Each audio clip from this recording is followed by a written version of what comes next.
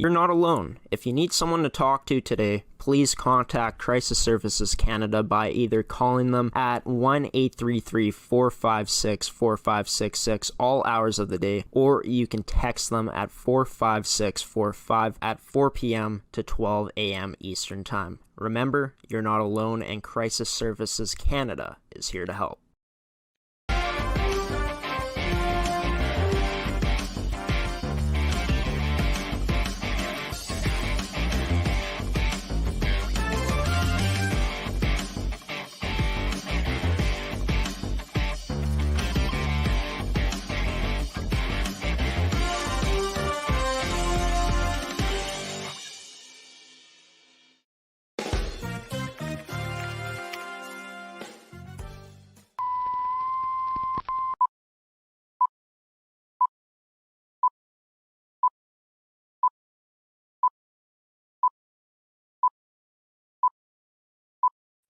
Good evening, everybody, and welcome to this edition of Coffee with Graeme on ASTV Productions. I'm your host, Graeme Forsyth. This edition of Coffee with Graeme is brought to you by Toby Hockey, Case Financial Group, Pilot-Mound Hockey-Academy, Evolve Green, and AETI. My apologies to everyone that was waiting for this episode to start at 8 p.m. I put it out all over our social media on Facebook at ASTV Productions, as well as on Instagram at ASTV Productions and on Twitter at Amateur Sports TV, that the show would be delayed until 9 p.m. tonight. The reason for that is that we did our longest edition of Seth's Inside Scoop ever. It actually ran past 8 p.m. We started at about 6:45. No, 6:40 is when we started. So that was a long one. Did not expect that. Definitely got a plan for that better next time. But hey, we're here now. We're about to get ready. Well, I'm about to get ready to interview some pretty great hockey talent. Coming on the show first, we're starting off with some Pilot-Mound Hockey-Academy coverage. It's U18 female prep Pilot-Mound Buffaloes senior defenseman number 6, Davanna Ditto. She's from Vulcan, Alberta. She made the move out to Pilot-Mound to play for the academy back in 2019-2020. I'm going to have a chance to ask her about just what that decision was like,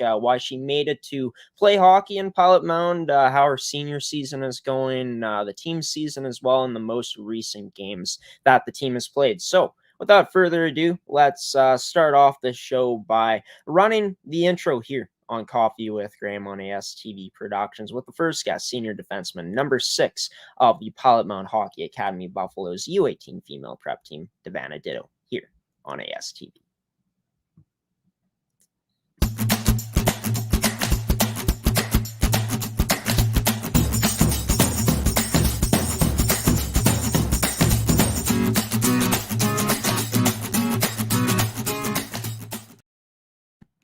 Joining me first here on Coffee with Graeme, as mentioned in that intro, is number 6 senior defenseman for the female prep U18 Buffaloes of Pilot-Mound Hockey-Academy, Davanna Ditto. Davanna, thanks for taking the time out of your Thursday and joining the show here tonight. How's the day been in Pilot-Mound? It's been a little bit cold, but other than that, it's been pretty good. Yeah, of course, I'm in Winnipeg. This is where I live. I had a chance to step outside today, and once I did that, I made the decision not to go back outside because it is pretty darn chilly in Manitoba on this Thursday. But good to know that you're doing good. Obviously, you made that move to come to Pilot-Mound, Manitoba back in 2019-2020 from Vulcan. Alberta is where you're from. Just talk about, what that decision was, what you put into it to end up making that move out to Pilot-Mound to continue your hockey development back in 2019-2020. So during my 2018-2019 season, I was at Banff Hockey Academy. It was my first year in a hockey academy setting. And at playoffs, Rod Collins actually approached me and told me about the program in Pilot-Mound. And in the spring of that year, I came out and did a tour, and I absolutely loved the place. It was amazing.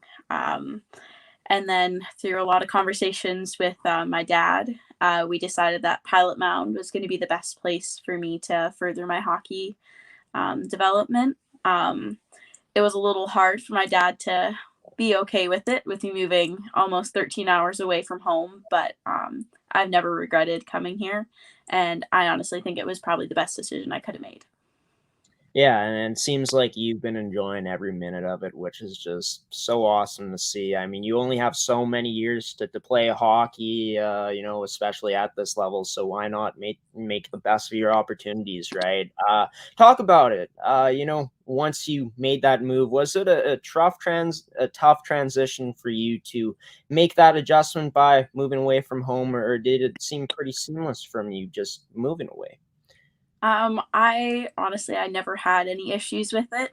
There are some girls that come here and have some issues with being away from home, but my family fully supported me coming, and I never had any issues with it. I've been pretty independent growing up, so moving away from home wasn't too big of a deal for me. Speak about what the differences are. Of course, you only had 1 year in Banff Hockey Academy back in 2018-19, but the differences from that academy compared to an academy like Pilot-Mound. Um, it's definitely very different. In Pilot-Mound, the rink is always available. We have our own workout place. Everything's very open, come and go as you please. The whole town is very supportive. Everybody knows who you are. In Banff, it was nothing like that. So it was definitely a good change coming here and feeling the support from the community and everybody wanting to be here and wanting to get better, and the coaching staff wanting to help you develop. Yeah, and I didn't get a chance to see the population of Volcan, Alberta. I didn't have a chance to look it up, but you definitely came to small town Pilot-Mound, obviously, to pursue this, and very different in a place like that because the community is very involved with coming out and watching you guys play. All three teams in the academy now, since there's a U15 team in Pilot-Mound that was just added this year, but it's a pretty tight knit community because of the size. And seems like you guys in the academy feel like a family, just you guys within the team. Is that one of the experiences you've enjoyed the most so far? Is just having that small town feel and having just such a tight knit group in the dressing room? Yes, Vulcan is a very small town, so going to Banff, it wasn't like that. So coming back to a small town, very close knit community, I thought was very comforting and very nice. Um, just to kind of have that safe space again, where everybody knows everybody. You're always supported. You're living with your teammates. Um, and they do kind of become just like family. I mean, you live with them and see them 24/7, so it's kind of hard not to become close with most of them. Yeah, it's pretty much impossible for that not to happen because of how much time you guys do spend together, especially being on the ice together every day. But besides that, with you being on the ice every day in this academy, them giving you this opportunity, playing the amount of games that you do, having that opportunity to put in some extra work in the gym anytime you really want.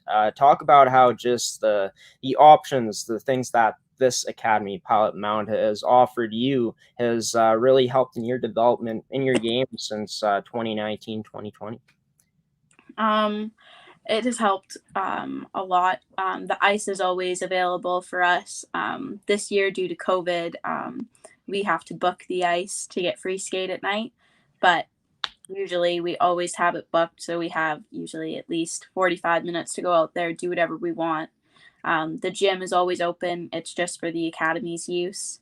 So we always have the options to go over in the morning, at night, anytime you want, to go and work out, go on the ice. Right now, since Christmas is coming up, there's not a whole bunch of people here left. So now it's down to small people at practices. So it's a lot of skill development, small area games. You kind of get to work on what you really want to work on or what you think you need to better yourself in, which personally I really like.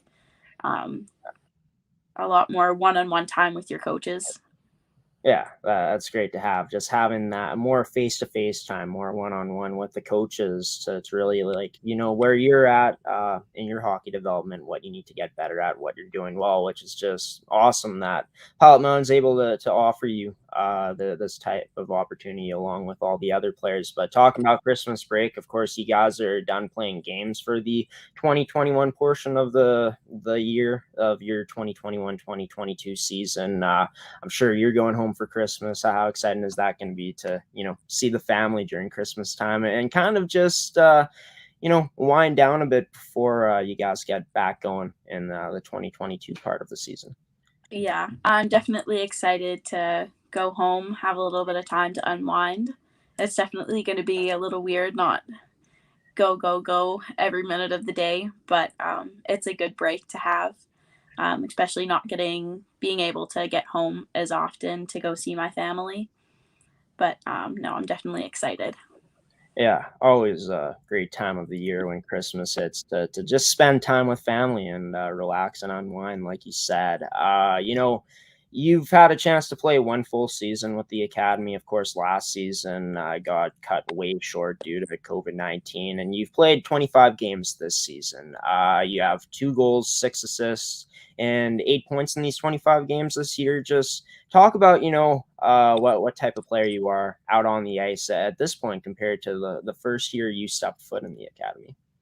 I would say this year, just playing in the CSSHL, I've definitely gotten more comfortable, knowing who I'm playing against, how to play against certain teams. I'm definitely like to be an offensive defenseman. Um, this year, I've been working a lot on staying strong on my defense, closing my gap. Um, but it's definitely gotten better since the start of the season. Um, this year, I'm just kind of focusing on obviously playing good defense and getting up in the play and all that stuff. Yeah, and just speaking of it, playing in the CSSHL, you playing in a division, this team playing in a division with so much talent. Of course, here on ASTV, we cover all your guys' home games, and we haven't been able to cover you guys too much this year because you guys have mainly been on the road. What's that been like, just traveling with the team to these different places you guys have played at this year and facing off against the competition this year in 2021 so far? Yeah. So our only big trip that we had this year was down to Calgary. It was a good weekend. We finished off with a couple wins, which was definitely good for our team. Keep getting some momentum going, getting the confidence up going into the first part of our league. Other than that, most of our trips have been into Winnipeg. But I think it's definitely been a little bit of a challenge at the start of the year, getting used to playing to all these different teams. But our team is definitely starting to come together, get some momentum going. So I think in the second part of the season, we're going to do a lot better. Yeah, that's great to hear. And, you guys have been showing better results as of late. Of course, 2 Fridays ago now, you guys lost 12-1 to Balmoral Hall. But after that, you guys beat a very good Yellowhead Chiefs team and then beat Interlake, the Lightning, 5-1 as well in that weekend. And then this past weekend in you guys' final game of 2021, you lost in a close one, 1-0 to the Yellowhead Chiefs. Just talk about, where you've seen the most improvement in your opinion from this team in those last stretches of games that you guys played in to finish off the 2021 portion of the schedule. Um, Definitely, our system play has gotten a lot better. Um, Whenever we play our systems correct, that's whenever we have the most success. Our team is definitely a more mental team. I guess in girls hockey, we need to feel good to play good. So whenever we come into our games and we're all feeling good, all energized, we always have a good game. Whenever we get that first goal, things start going, and girls start getting more confidence. And that's honestly been a very big factor. with our team this year. Our confidence level has gone up a lot, especially the past few weeks. We really needed those couple wins at the end there, and it got a lot of us going, wanting to do better, wanting to try things, which I think was amazing. But yeah. Yeah, and like this year, like because of the COVID year, like you guys lost a year, and of course a lot of new faces on this year's team. You're one of the few returning players to this year's Buffalo squad at the U18 female prep program. There, just talk about those challenges and how you felt of just getting to know a new group of girls once again, starting fresh, and just how you guys have truly come together. Like you said, it seems like you guys have been coming together pretty well to end off 2021, especially. Yeah, it was definitely. I thought it was going to be a challenge, with there only being a few returning girls this year, with a majority of a new team. But honestly, everybody clicked pretty well at the start. We haven't had very many issues on the team. Everybody's pretty good. There was quite a bit of team bonding going on at the start, just getting everybody familiar, a lot of keeping everybody busy so they don't miss home too much, because for a lot of these girls, it was their first time being away from home, which is a little bit hard for some people. But no, I think everybody really adjusted super well. And even the returning girls that were new last year, it was almost kind of like their rookie season coming in a little bit too, since they didn't really get too much of a season last year. But no, everybody's been super good. Everybody kind of just supports everyone. You do what you can to make everybody feel welcome and keep everybody busy and wanting to be on the ice. Yeah, and that's great to hear that, you guys who have had that experience of moving away from home before, just keeping these girls as busy as you can, doing the team bonding, doing those necessary things to make these girls on the team feel comfortable with the situation and everything involved with it. But talking about something that fun for you guys, of course, I'm pretty sure all teams in the academy had pictures this past week. Talk about how fun that was to have some fun, get some pictures taken of the team this year. Yes, the girls were definitely itching to get the pictures done. They've been canceled a couple times from everybody getting sick. But no, it was lots of fun. Everybody was out getting a whole bunch of pictures done. Brad finally had to kick us off the ice so we could get back in time for our Christmas party for the academy. But no, it was definitely something that all the girls enjoyed doing. Right, and Christmas party was a lot of fun. I bet that was a blast. Oh, yes. Yeah, that's great to hear. Last question before I let you go here, Davanna. Obviously, you feel like this team is going to improve quite a bit and keep making improvements into the new year 2022. But for yourself, with this being your last season in the academy, what are the goals that you've kind of envisioned, set for yourself heading in, for how you want to continue to play and finish off your season here in Pilot-Mound? My kind of goal for the second half of the season is just being a consistent player, trying to minimize my bonehead mistakes that every player obviously has, but something that I want to try to minimize as much as possible.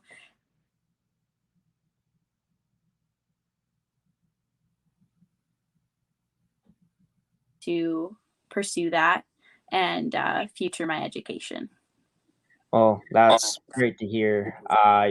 Obviously, seems like you have been having a blast in the academy throughout your time of being here, and sucks you got a season cut short, but great to know that you guys are having some fun out there as the season has gone along in Pilot-Mound, Manitoba this year. Best of luck to you and the team heading into 2022. Wishing you guys nothing but the best of luck. Number 6, Davanna Ditto, senior defenseman of the Pilot-Mound Hockey-Academy Buffaloes U18 female prep team, joining the show here on this Thursday evening. Davanna, you take care, and happy holidays. Have yourself a Merry Christmas. Thank you. You too. And that was the first interview to kick off tonight's edition of Coffee with Graeme. Of course, Davanna Ditto, number 6, senior defenseman of Pilot-Mound Hockey-Academy, joining the show. Of course, she plays on the U18 female prep program. And I'm not sure, this has happened before on the show, where a guest, the mic cuts out on my end of things, but for some reason this time it came back in. So I'm not sure if you guys heard that too, where she went silent for a brief moment when she was giving her last answer there, but good that we were able to hear her at some point in that last answer. But of course, this U18 female prep team will not be playing again until January 22, as of now shown on the schedule. Things could change, but quite a while until they play again. They'll play January 22nd against St. Mary's when that time comes. So coming up after this commercial break, folks, we got a lot more coverage to bring you guys. A lot more guests will be joining tonight's edition of the show. And coming up next, going to leave the Buffaloes background on my green screen, because I'm going to be talking to you an absolute beauty. Number 8 of the Pilot-Mound Buffaloes U17 male prep program in Izzy Aime. I'm going to talk to him about his choice to come to Pilot-Mound this season for the first time in his life. Talking about his season this year, as well as a bit of the team's season too, and talking about how they finished off their 2021 portion of the schedule, and probably some other things too. You're watching Coffee with Graeme on ASTV Productions, folks. Stick with me, and the guest coming up, Izzy Aime, for more of Coffee with Graeme after this commercial break. Welcome to Pilot-Mound Hockey-Academy, your world-class academic and hockey training facility created to maximize each student's athletic and academic potential. Blackjack Stewart Arena, home of the Buffalo, is inside the 46,000 square foot complex, as well as a curling rink and other facilities. The students have a unique combination of successful, well-rounded education at Pilot-Mound Collegiate Institute and the professional hockey training in an encouraging community. The years of experience of on-ice coaching propel our students to the next level, both mentally and physically, in a professional environment.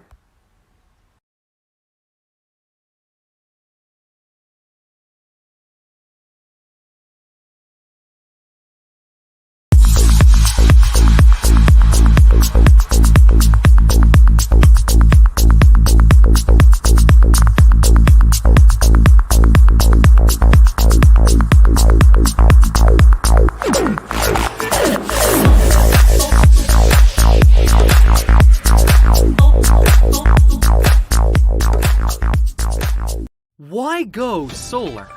Solar is better than ever. Our revolutionary design and inverter equipment with the latest in solar panel technology for the ultimate in-home and business security. That's right, I said security. Grid security and security of your home are linked.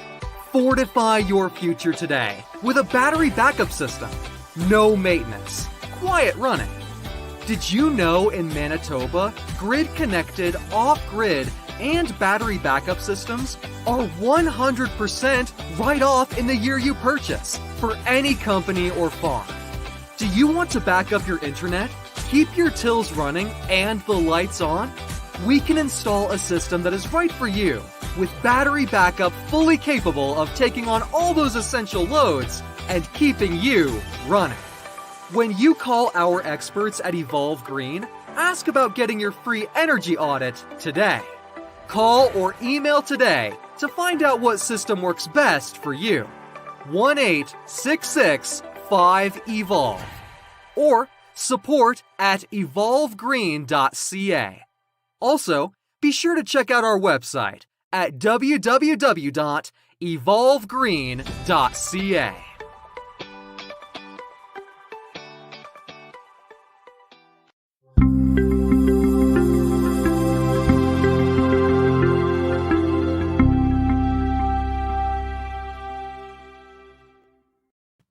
Welcome back to Coffee with Graeme on ASTV Productions. Had to run some commercials there, folks. Well, of course, running some commercials, but ran 2 commercials there. Of course, put the commercial on where you guys know that you can watch every single one of Pilot-Mound Hockey-Academy's home games throughout their 3 programs, U15, U17, and U18 here on ASTV. But reason I put up 2 commercials in that Pilot-Mound home games commercial during that break, as I had to give some time for my man Izzy Aime to get ready and to get set to join the broadcast studio, and we bring him in right now. Izzy Aime, number 8, forward of the U17 male prep Pilot-Mound Hockey-Academy Buffaloes, joining the show here tonight. Izzy, how you doing on this Thursday evening, man? I'm doing good. How are you doing? Doing good. I'm pumped to have you on the show, man. You're an absolute beauty out there. A wrecking crew, a one-man wrecking crew sometimes. So physical out there, and I'm excited to do this interview with you and talk about, first off, why you chose to attend Pilot-Mound Hockey-Academy this year. Of course, you are from Manitoba. I'm not going to pronounce the name of where you're from because I do not want to butcher it. But why do you make the choice to attend the academy and play academy hockey for Pilot-Mound? Yeah, I'm from Clanavoy, Manitoba. It's just north of Selkirk, Manitoba. And I don't know. I chose Pilot-Mound. I had a few buddies that came here in the last couple of years, and I heard good things about it. And Rod had contacted me mentioning that he was interested in having me here at the academy. And so I talked to him about it with my family. We did some looking into it, and we came to a conclusion that it'd be the right spot for me this year for my last minor hockey season. And so, yeah, I decided to come here, and it's been a great time so far. I'm really enjoying it. Yeah, and that's awesome for you. You got to stay close to home in Manitoba, closer than other places in your final season of playing minor hockey. How nice is that, just knowing that you're closer to home than if you went to maybe another academy or played somewhere else? Yeah, it's really nice being close to home. I'm lucky enough to have my parents and my grandparents come down almost every weekend for our home games. And if we get a day off or something like that, I'm able to go home to see family again. So it is really nice being close to home. I'm familiar. I have a friend down here as a cabin, so I'm kind of familiar with Pilot-Mound. So I know some people around here too. So it was pretty cool how it all ended up. Yeah. Right on. Always nice to get out to a buddy's cabin, and just knowing that he's close by is nice for sure, Izzy. But you talk about Rod, how he wanted you, showed interest in you. Talk about the experience you've had with this coaching staff that you're playing for, and Coach McConnell, Rick McConnell, and Ernie Sutherland as well. Yeah, Rick and Ernie, they've been great so far. Coming in. They seem pretty serious on the first day. They are very serious, but they've been really good. They're really nice people and great coaches as well. I've learned a lot being here, and they really here at this academy, they really do care about you.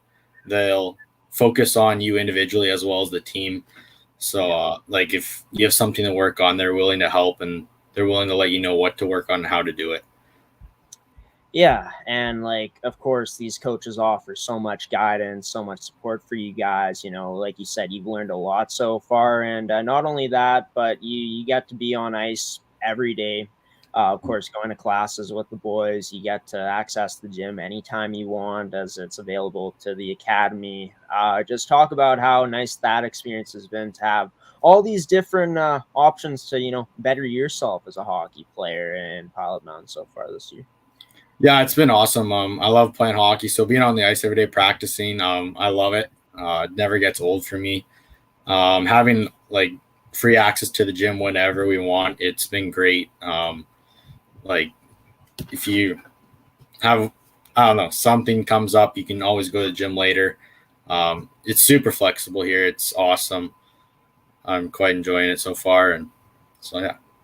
Yeah, and seems like you and the boys are enjoying each other's company quite a bit. You guys have bonded nicely, come together as one at this point in the year. And I talked to Laz Constant earlier on in the year here on Coffee with Graeme, and he said that, obviously he showed up later, but, the team wasn't, as tight-knit as it is now. How nice has it been to, just see all the boys, along with yourself, come together and really bond out there? It's actually super cool. The first couple days, everyone kind of stuck to themselves, but pretty much after Laz came, everyone started to get super close, and it's awesome. Like living with all the boys here, it's definitely a totally different experience than just a normal hockey team where you live at home and come to the rink, see all the guys, which is nice. But living with them, it's amazing. Like you're always with them, lots of laughs and memories that I'll have forever. So. Yeah, like I really enjoy it. I'm leaving for Christmas break actually pretty soon. So some have already left. It's actually kind of sad to see them, even just Christmas break, but it's kind of hard seeing them leave.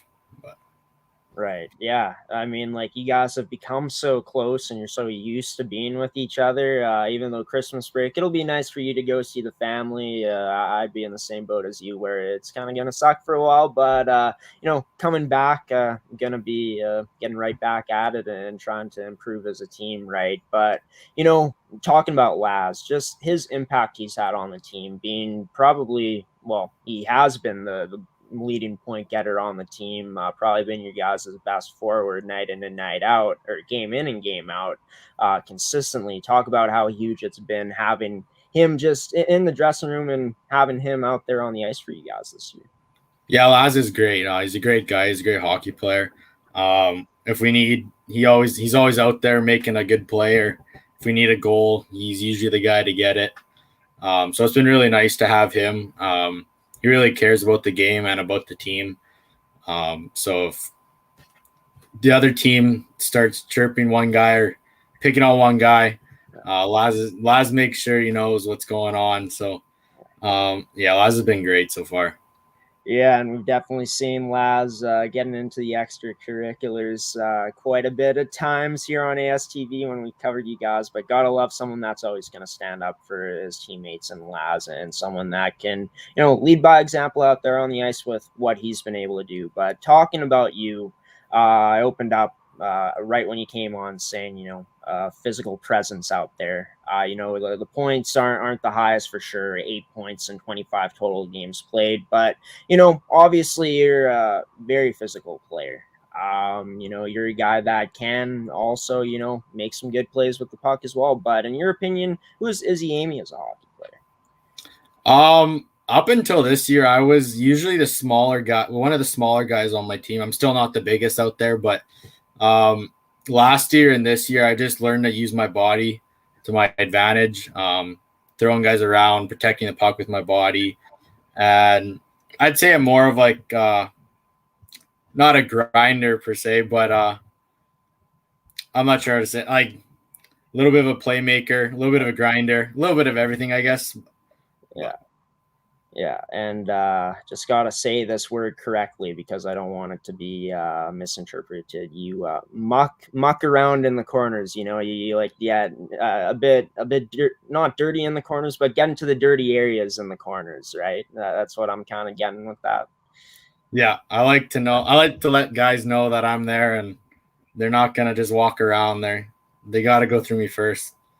Right, like I said, one man wrecking crew. Got to go through Izzy Aime to get by. Right, that's great to know, man. But playing in the CSSHL, I'm not sure where you played before, but what's the level of competition been like for you? Just trying to adjust to the level of competition in the league this year.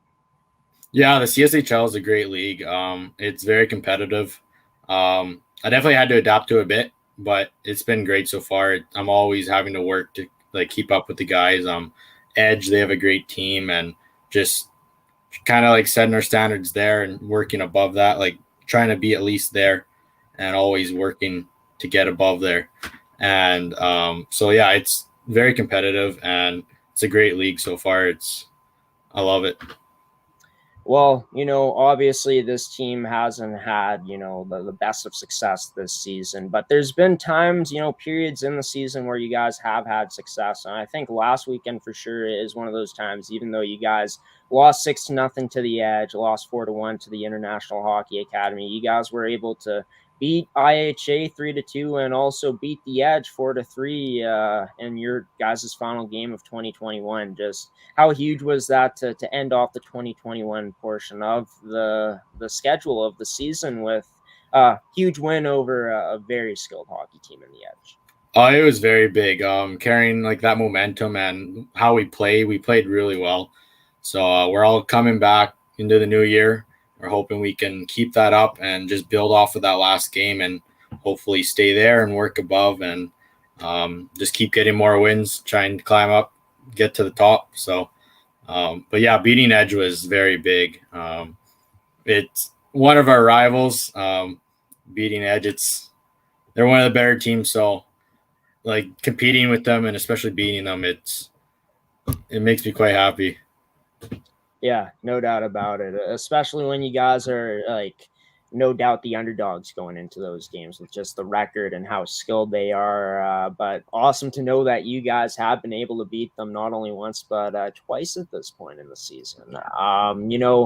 For you, the weekend before in Notre Dame, you weren't in the lineup. You got back in the lineup this past weekend. How nice was that for you to, get some games under your belt? Coming back into the lineup, finishing off with this team in the 2021 portion of the schedule. Yeah, I felt pretty good getting back on the ice and getting to play some games before the end of this year. It was out. There was about a week stretch. I didn't know if I was going to be able to come back in time. But I was happy I was able to. It felt good to be out there again, and especially getting those 2 wins. It felt nice. Yeah, and of course, you guys are on Christmas break now. You'll be going home soon, but take me through like the Christmas party you guys had this week, as well as taking pictures with the boys. What that experience is like? Yeah, it was pretty awesome. So on Tuesday, Ginger, Rod, Carson, they all put together a Christmas party, and it was pretty awesome. We had all 3 teams, like all the coaches, all the bus drivers, everyone who's part of the academy. Even some parents, they came, and it was awesome. They had a great dinner for us. It was super cool to have all 3 teams. We had some games. One game, it was like dress up the coaches. So we had a box of like ornaments and stuff, and we had like each team, we got 5 players, got to go up there and try to decorate our coach. And I think the girls actually won that game, but there's other trivia games, and it was just awesome.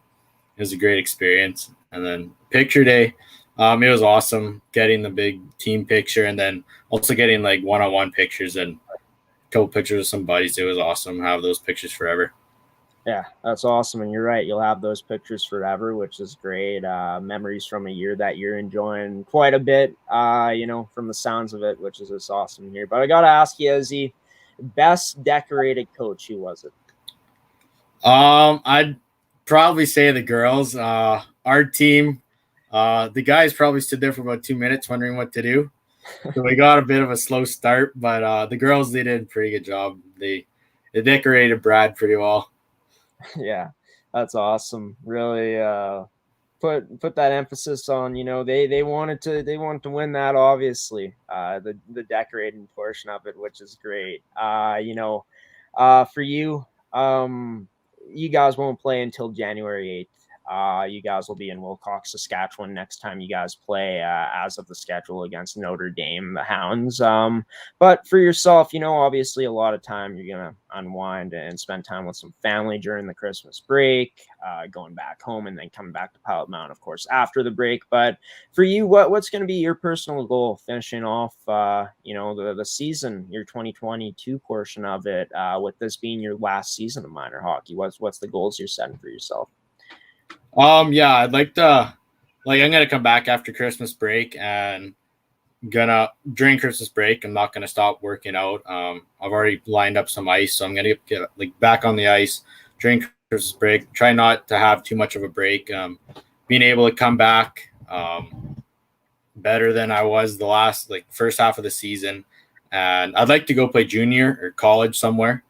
So getting noticed or recognized by a team either in college or junior, that's what I'd be looking forward to. And even just having a good last year, like so far it's been awesome. A championship would be amazing, but it's been super good so far. We have a great team, great bunch of guys. So I don't have any complaints so far.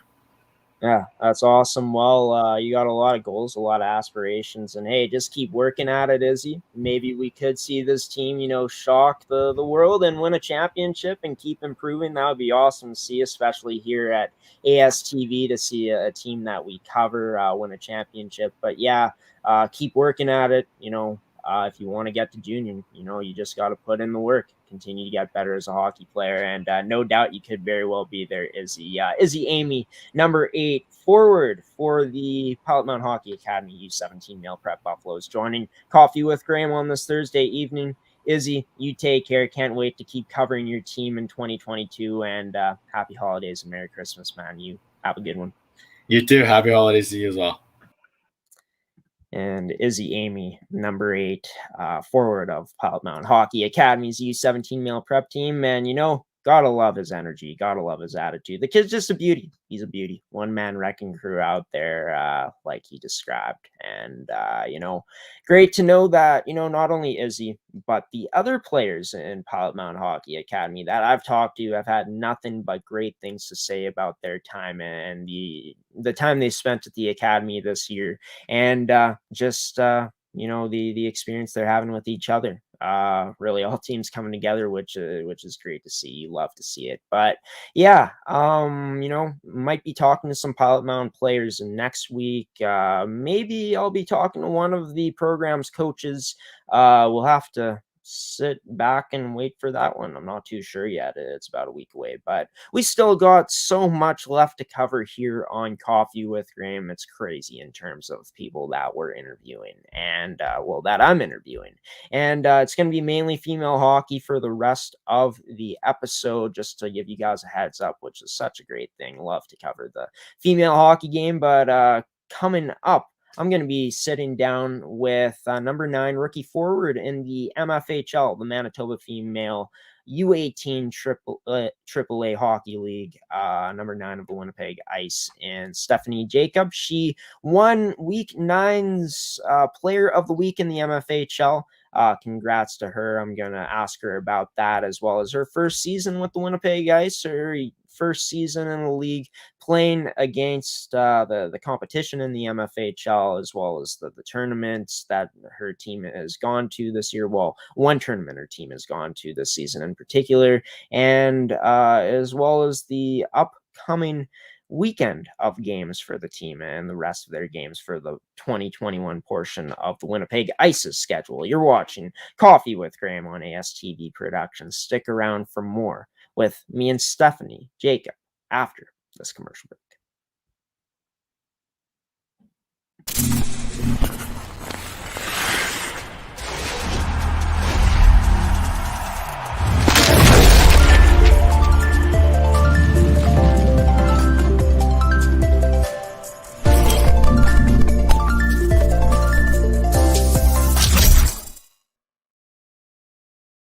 Here on Coffee with Graeme is number 9 rookie forward of the Winnipeg Ice, Stephanie Jacobs. Stephanie, thanks for taking the time out of your Thursday and joining the show. How are you doing on this Thursday? I'm good. Thanks for having me. Of course. And, excited to have you on the show because, you've had a pretty good past week, winning Player of the Week in the MFHL for Week 9 with a goal and an assist over the Interlake Lightning. Of course, your team got the 3-2 win in that game. Talking about, how pleased you were with your performance in that game to be awarded Player of the Week here in Week 9. I felt like I played a really good game that game. Our whole team played well. We obviously came out with the win, and it was a good team effort. What was that like for you, just, getting the notification that you received that honor of being Player of the Week in Week 9 in the MFHL? I was really excited to hear that. there's a whole bunch of other players in that league who could have won the award as well. So I was just happy that it was me, and it was a great feeling. Yeah, and speaking about that, there are a lot of great players in the MFHL. Of course, this is your rookie season in the league. You played about 3 games with the Ice last season, but this is your first full season so far. Well, first season in the league, of course, you being a rookie. Talk about, what that's been like for you getting to play against this competition this year in the MFHL.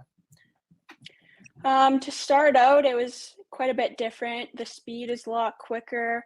Have to make decisions quicker, and at the beginning, my confidence definitely wasn't too high. But as we kept going, and every game we'd play, my confidence would go up, and I'm feeling pretty good about it now. Yeah, and you've had at least a point in your last 3 games. You've had points in 4 of your 5 last regular season games. And, you started off the season slow, like you said. You only had 1 goal and 1 assist in your first 11 regular season games. But you spoke about confidence. Would you say that's probably been the biggest difference, is just your confidence you've been gaining has allowed you to, be a more effective player out there, being able to put up these points you have? Yeah, for sure. Confidence is a really big thing in my game, and when my confidence is up, I definitely feel like I play a better game. Let's talk about, more of the season that you're having. You got 8 points and 16 games played. You play both on the power play and the penalty kill. Talk about just, that versatility you have, not only to play 5-on-5, of course, but playing special teams both on the power play and on the penalty kill. Yeah, it's definitely good. A lot of it is my coaches putting me in that situation. So it's definitely, you have to adjust when you're put in that situation on the spot, and just having to go with it and figure it out. Talk about the line you've had a chance to play on. Has it been pretty consistent, or has Eugene and the coaching staff switched things up as the season has gone along? Well, to begin the season, I was on a line with Ava Bergman and Annika Russell, and that was going pretty well. We weren't getting too many points, and then they made a switch with me. So now I'm on a line with Callie Hilderman and Haley Braun, and I'd say that line's doing pretty well as well. We've definitely been generating a few points and just playing good as a line and as a team, and I think it's going well. Talk about, what you bring to a line, your playing style out there, how you, bring your skills to the line you're playing out on there. Well, I'd say I'm definitely not a huge goal scorer. I'm more of a playmaker. So I like to set up my teammates and try and let them get the goals.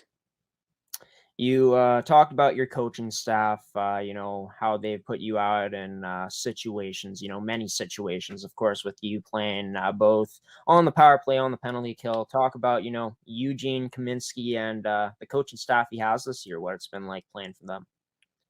Well, I love my coaches this year. Eugene is a really great coach, and the other 3 as well. They are really good at encouraging us, but also telling us what we need to work on and how we can work towards fixing that. You joined a team this year with a lot of new additions. A team that added 10 new players, 5 forwards, 3 defensemen, and 2 goaltenders. Talk about what that's been like bonding with this group of girls this season so far, with it being a newer group of girls on the team this year. Yeah, it was definitely a lot of new players. I didn't know many when I first came, and I don't think many other people did either. And it's just been a really good experience to learn how to play with new players and bond off the ice as well. And I think we just have a really solid team on and off the ice. You guys this season have 38 goals for, 29 goals against. You guys sit 4th place in the MFHL, 9-5-2 record. One of the best defensive teams in the league so far this year, with 3rd least goals given up, and middle of the pack about there in goals for, with 38 goals for. But talking about the defensive zone this season for you guys, what that's been like, for you getting to develop your game so far in the defensive side of things. Yeah, we've definitely had a lot of defensive play, and our defensive game is something that we've been working on a lot, particularly breakouts. At the beginning of the year, they weren't too good, but we've been really focusing on that in practice, and I feel that they're getting better, and it shows by our games. Talk about the goaltending for this team this season. Of course, 2 new goaltenders coming in. What it's been like getting to play in front of these 2 goaltenders you guys have. Yeah, our goalies are both amazing. One of them is a 06, the other one is a 05, and they've been really good for us at 2 key points to our team. And it's just awesome knowing that we have a solid goaltending behind us. Just in terms of a veteran on this team, one of the key returning players for you guys, and Mya Aime, she leads the team in points in the regular season, 17 points in 16 games played, 7 goals, 10 assists. Talk about, what it's been like getting to get to know her and get to learn from her out there on the ice, just seeing the things that she does game in and game out. Yeah, Maya's definitely an amazing player, and she's a really good captain for us. She was welcoming to all the new players on the team, and it's really fun to watch her play and learn some new things from her, and she's just awesome. Throwing it back to just the tryout process, of course, it was a bit different this year, the way they did it, but you got to try out with a lot of girls. What was it like, going through that tryout process and becoming a forward on this year's Winnipeg Ice team? Well, tryouts are always nerve-wracking, and so I just went out there and tried to do the best I could, focused on myself, not too much what everyone else was doing, and just did my best. You guys this season, and yeah, before I get into my next question, tryouts are always nerve-wracking, and it's great that you were able to, do enough or do your best to be able to get on this Winnipeg Ice team this season, be a part of this year's Winnipeg Ice squad. But seems like you guys have won a lot of close games this season, haven't really blown teams out, but you guys have had big wins. Of course, you guys handed the Avros one of their few losses this season. Talk about, what that's been like for you guys to have that ability to win the close games you guys have been able to so far. Yeah, we've definitely been really close with our wins, but we've also been really close with a few losses as well. So it's nice knowing that we're not blowing anyone else away. No one is blowing us away. This whole league is really close, and so really anyone could take it. You guys went to the 2 Nations College Prep Series tournament. Talk about that experience first off, what that was like to travel with the team, to be able to, play in a tournament like that in the Nations College Prep Series tournament.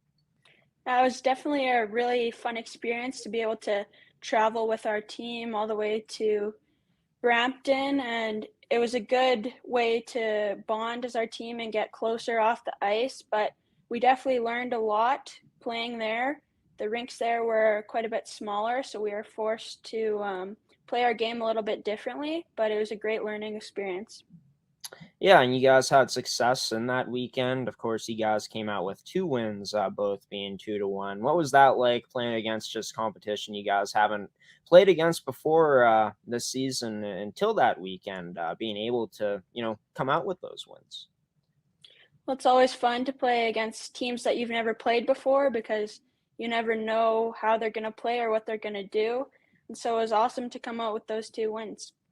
You guys haven't played much since that December 3rd to 5th weekend. Talking about, what it's been like in terms of having a lot more time to practice, a lot more time to, kind of relax, get your body right before, finishing off the 2021 part of the schedule with 3 big games coming up. Yeah, well, I know I was extremely tired after that trip there, so it was good to have a little bit of a break, but I'm super excited to be going back and playing some big games. We got 2 this weekend, and then we're playing against the Avros on Wednesday. That's always a super exciting game. So I'm just trying to get myself ready for that and really looking forward to it. Yeah, and this upcoming weekend and that game against the Average is going to be huge for you guys. Of course, you guys play on the road against Eastman on Saturday, playing against Yellowhead on Sunday at home. Just looking ahead to this upcoming weekend, what's going to be the mindset? Getting ready to face off not only against Eastman on Saturday on the road, but against Yellowhead, a very good team, one of the top teams in the league on Sunday at home. Well, we're just going to have to go out there and play our game as usual and skate hard and just go for it.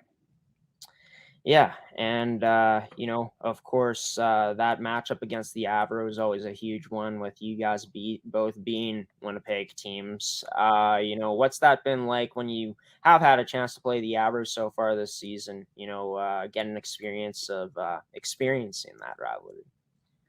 Yeah, it's definitely a huge rivalry between us. It's super exciting playing a team like that. It gets you just extra pumped up, and it's been good. We've played a few games against them, so we kind of know what to expect, but we really got to bring our game when we're playing them. And of course, you got a practice coming up tonight, at the Iceplex. Talk about what you guys are going to be looking to work on in this practice to get ready for the upcoming weekend of games. Well, we'll probably work on our power play and penalty kill a little bit for the weekend.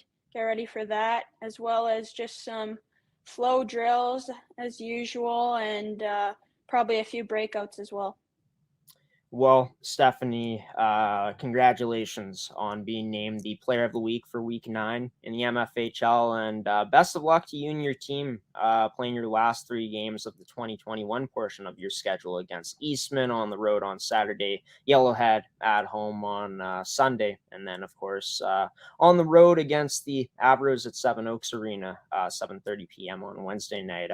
Thanks for taking the time out of your Thursday and joining Coffee with Graeme tonight. Thank you very much. It was a pleasure talking to you.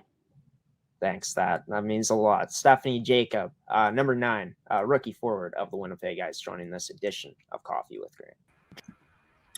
Stephanie Jacob, number 9, rookie forward of the Winnipeg Ice in the MFHL, the Manitoba Female Hockey League U18 AAA. Joining the show here on this Thursday evening, of course. And my apologies for the lighting situation, folks. Trying something a bit differently here. I was told by my boss, Glenn Munford, that I looked absolutely terrible in front of the green screen with the lighting I had before. So changing it up a bit, still sorting some things out. A lot of shadow in front of my face, but it's looking better now. I set up the light a bit better, but we'll touch that up as it goes along here. So coming up next, after the next commercial break here on Coffee with Graeme, I'm going to be sitting down with an assistant captain of the Pembina Valley Hawks in the MFHL, and it's going to be Mya Pearce, number 8, second-year forward for the Hawks. And you know what that means, folks. It means the return of the Hawks Report on this week's edition of Coffee with Graeme. Mya is going to be joining me to talk about the past weekend their team had, weekend at the Mandi Schwartz Memorial Tournament in Wilcox, Saskatchewan, as well as their tournament the weekend before in Brampton, Ontario. She also is going to be joining me to talk about the week of practice that the team has had and the other things that they've done throughout this week and the upcoming weekend of games, their 2 final games of the 2021 portion of their schedule against the Yellowhead Chiefs and against the Central Plains Capitals. That's coming up on this edition of Coffee with Graeme on ASTV Productions. Stick with me and Mya after this commercial break on this week's edition of the Hawks Report on Coffee with Graeme.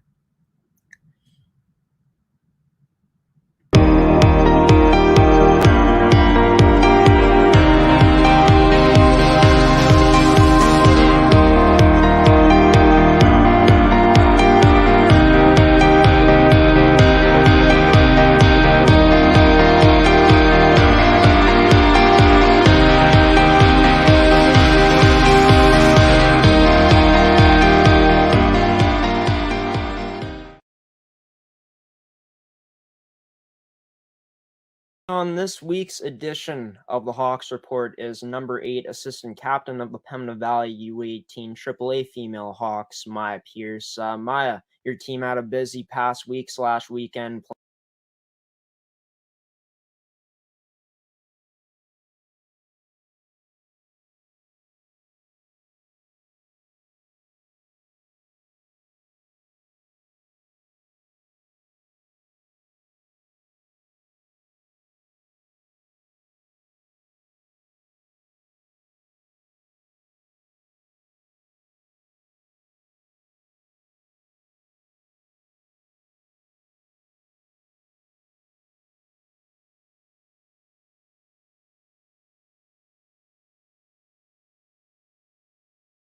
On this week's edition of the Hawks Report is number 8 assistant captain of the Pembina Valley U18 AAA female Hawks, Mya Pearce. Mya, your team had a busy past week/weekend playing in Wilcox, Saskatchewan at the Mandi Schwartz Memorial Tournament, playing Thursday, Friday, and Saturday, 5 games in total. Take me back to this past weekend where you guys were playing against a bunch of different competition in Wilcox, Saskatchewan.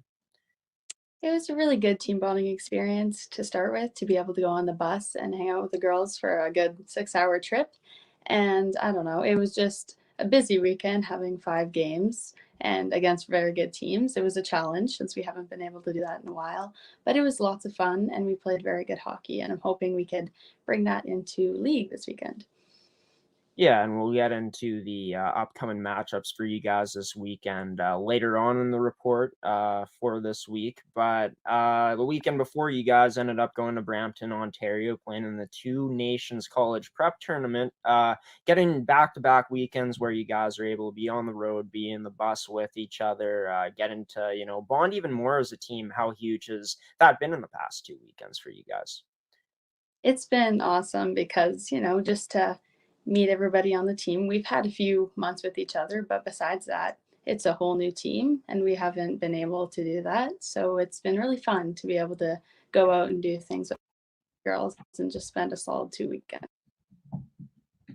Yeah, no doubt about it.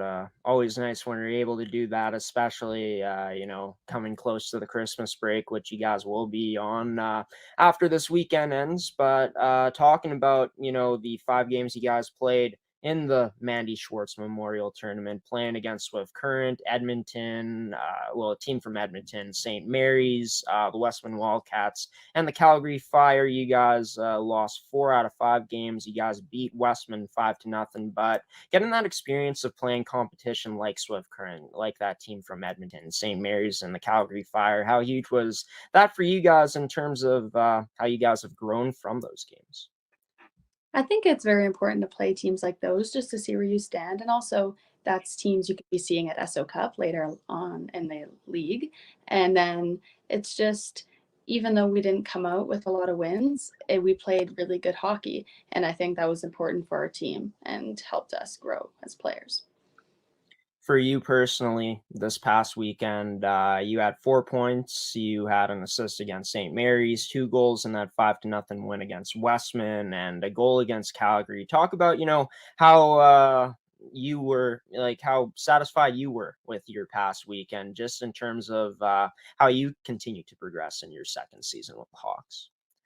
I definitely started out a little slow, but as time went on, I got a little better. And with help with my teammates, I think that improved. We started working more with the puck as the tournament went on and got more comfortable. And especially against the game against Westman, where it was a team from Manitoba, we got settled down and used to it and back into the groove.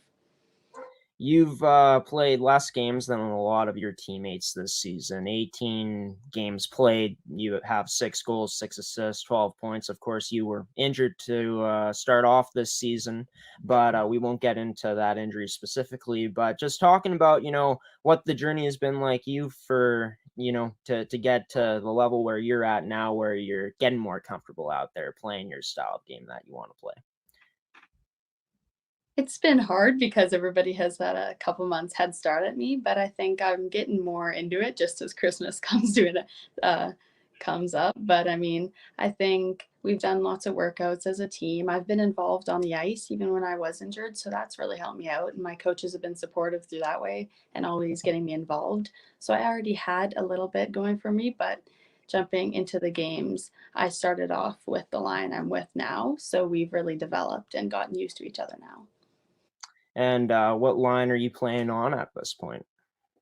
Right now I'm playing with Abby Bordedwy and Mackenzie Cooling because Annika Braun is out with an injury, another one on our team. But yeah, this played together at Bantamere, so we were comfortable there. And now again in U18, we're together and we're connecting better than ever. So Yeah, must be nice getting to play with players you played with before in the past. The chemistry is there, playing with the leading point getter in the MFHL and Abby Bordedwy as well. But for you, what do you feel like you bring to that line in terms of your style of game out there, how it complements those two? I like to set up the play rather than putting the puck in the net. So having Abby on my line, it's just very easy because she seems to always be in the right place at the right time. So I just feel like every time I look up, she's open, and it's just easy to hit her with that pass. Yeah, gotta love that, making it easy for you out there for sure. But great to know that you're that player that's gonna like to dish that puck out more than putting up goals for sure. But talking about this week for you guys had cardio flesh on Monday. You've already had 2 practices and completed the 2 practices that you guys have had this week already. Tuesday and Wednesday, you guys practiced. Talk about what cardio flesh was about on Monday. It was very much very cool down because after 2 hard weekends, just the basic stretching, but also little things like some sprints just to keep up the energy, but lots of foam rolling, lots of stretching, lots of food and water intake is very important. So, just main focuses that we pointed out. You guys haven't been able to practice much in the past 2 weeks. How nice was it to get into a normal rhythm again of having those Tuesday and Wednesday practices this week? Yeah, it felt a lot different, but it was good to be on the ice again and just kind of almost relax after big weekends of games. But yeah, it was good to be out there and practicing important things that we do need to work on.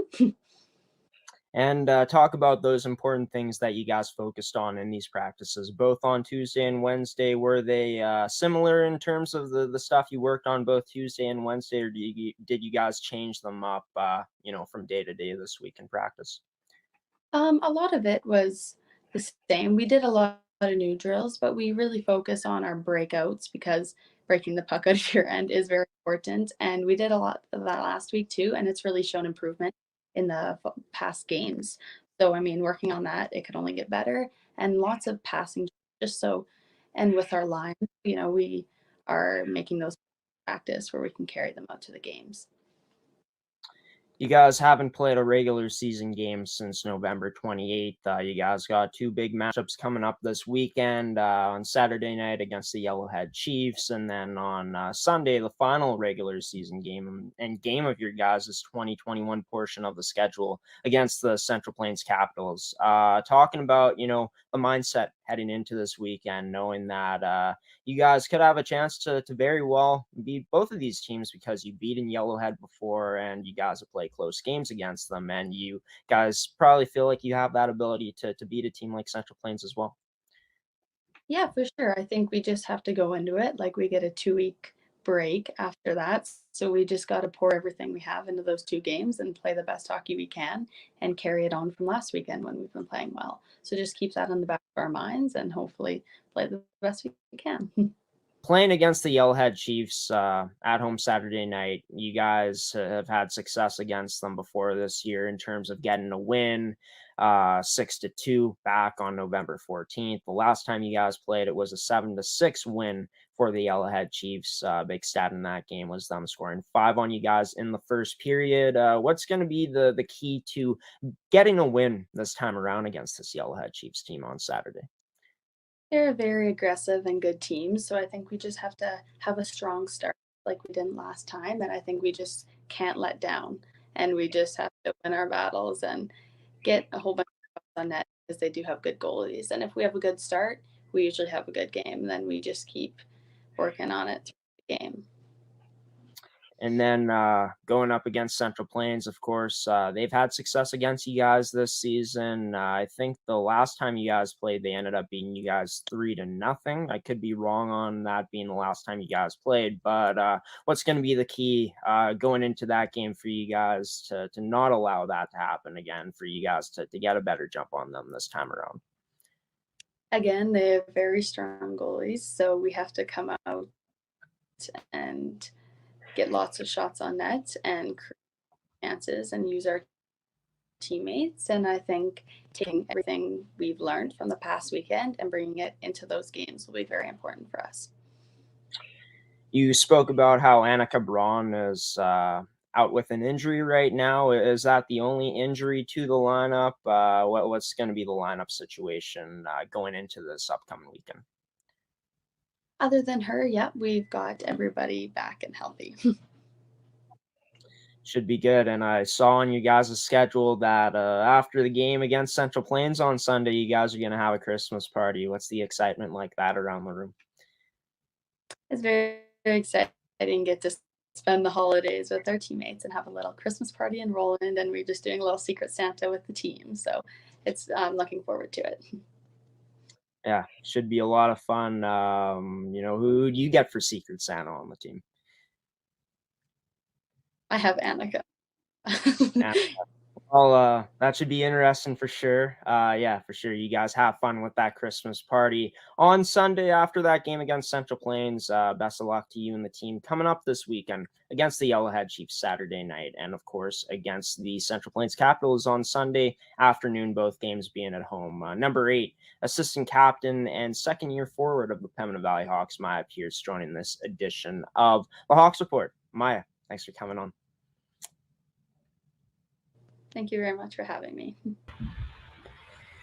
Mya Pearce, number 8 of the Pembina Valley Hawks, assistant captain, second-year forward as well, joining this week's edition of the Hawks Report. Of course, 2 big games for Pembina Valley coming up this weekend. They currently sit at 7-8 in the regular season in 5th place. They are 6 points back of the Winnipeg Ice for that 4th place spot. Of course, Pembina Valley playing this weekend coming up. Just looking at the schedule coming up this weekend. Starting off on Saturday, they will be playing at 8 p.m. in Morden against the Yellowhead Chiefs. You guys can catch that game on ASTV Productions. Seth Rock will be on the call for that game. He'll be doing a bit of a different broadcast since Cody Wall can't make it on Saturday night. I will be at home as well for the weekend, producing the Swift Current Wildcats games that will be played here on the network coming up this weekend. And then on Sunday, Seth and Cody will be back together, reunited to call the Pembina Valley Hawks final game of the 2021 portion of their season against the Central Plains. That game in Morden, of course. 2 home games for the Hawks this weekend. They'll be playing the Central Plains Capitals at 2:30 p.m. on Sunday afternoon. You guys can catch all the action of those 2 games on ASTV Productions. Catch it on our website at astvproductions.com, on our Facebook at ASTV Productions. I think on our Twitter as well, we broadcast the games there at Amateur Sports TV, and also check out our YouTube as well. But coming up after the break, it is time for Seth's Inside Scoop. Seth Rock joins his segment this week to break down, to preview the games coming up here on the network this week, and between the Pembina Valley Hawks and the Yellowhead Chiefs, the Pembina Valley Hawks and Central Plains Capitals, as well as some Saskatchewan female U18 AAA hockey league action between the Swift Current Wildcats and the Weyburn Goldwings, as well as Seth previews and breaks down the upcoming matchup on Sunday evening against the Morden Thunder and WC Miller Aces in the Zone 4 High School Hockey League. First part of Seth's Inside Scoop coming up after this commercial break on Coffee with Graeme on ASTV Productions. Stick around.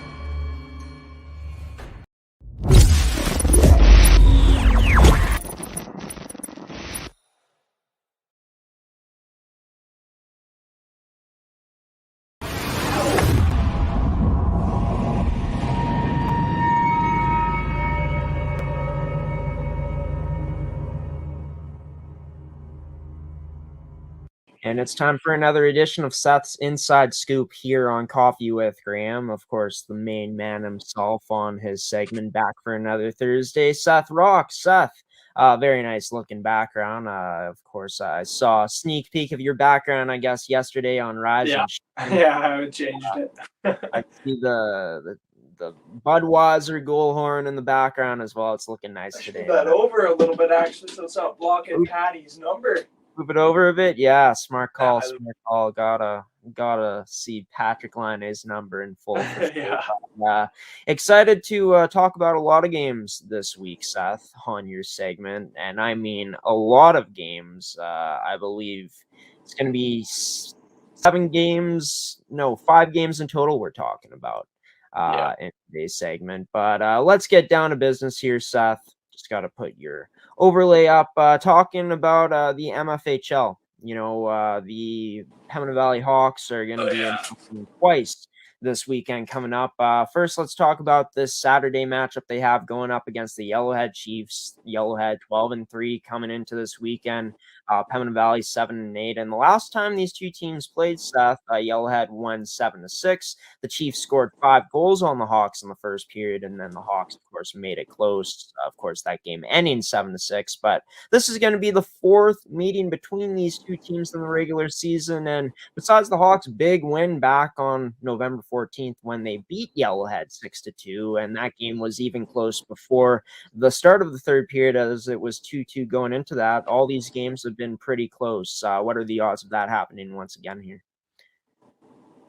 Yeah, I think it's going to be close again. These two teams matched up really well the last time. It's been some excellent games to cover between them both, and just watching the skill set from players on both sides has been very entertaining. The goaltending's been, up to par. Maybe, the 7-6 game wouldn't have been where the goaltenders would have liked it, but I think, as far as entertainment value for the game, I think it was a very, very, very good game. And I'm sure the Hawks were really happy after they got the win on one of the top teams in the league that game.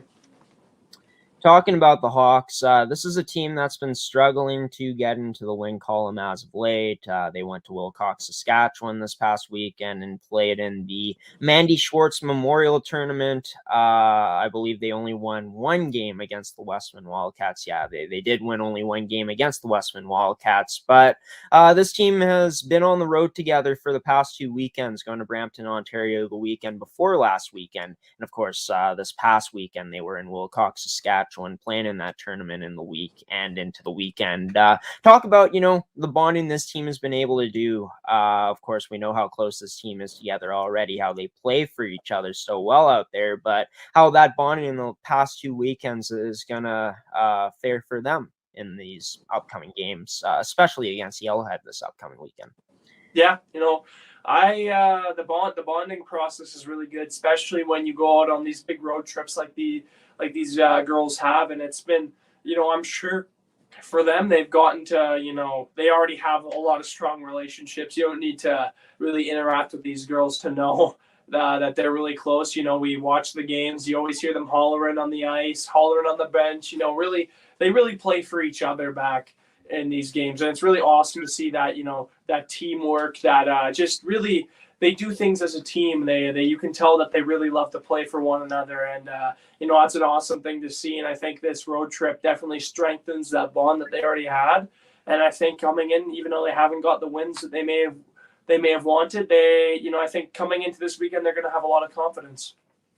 Yeah, and I spoke to Mya Pearce earlier in this episode, and she said that, she felt that even though the team was losing, she feels like they've been playing some good hockey, so definitely looking to carry it into this weekend in this first game against Yellowhead. But Annika Braun, I got word, Seth, that she is out of the lineup right now, but other than that, this team is completely healthy. With the absence of Annika Braun, what should we expect out of this forward group coming up this weekend?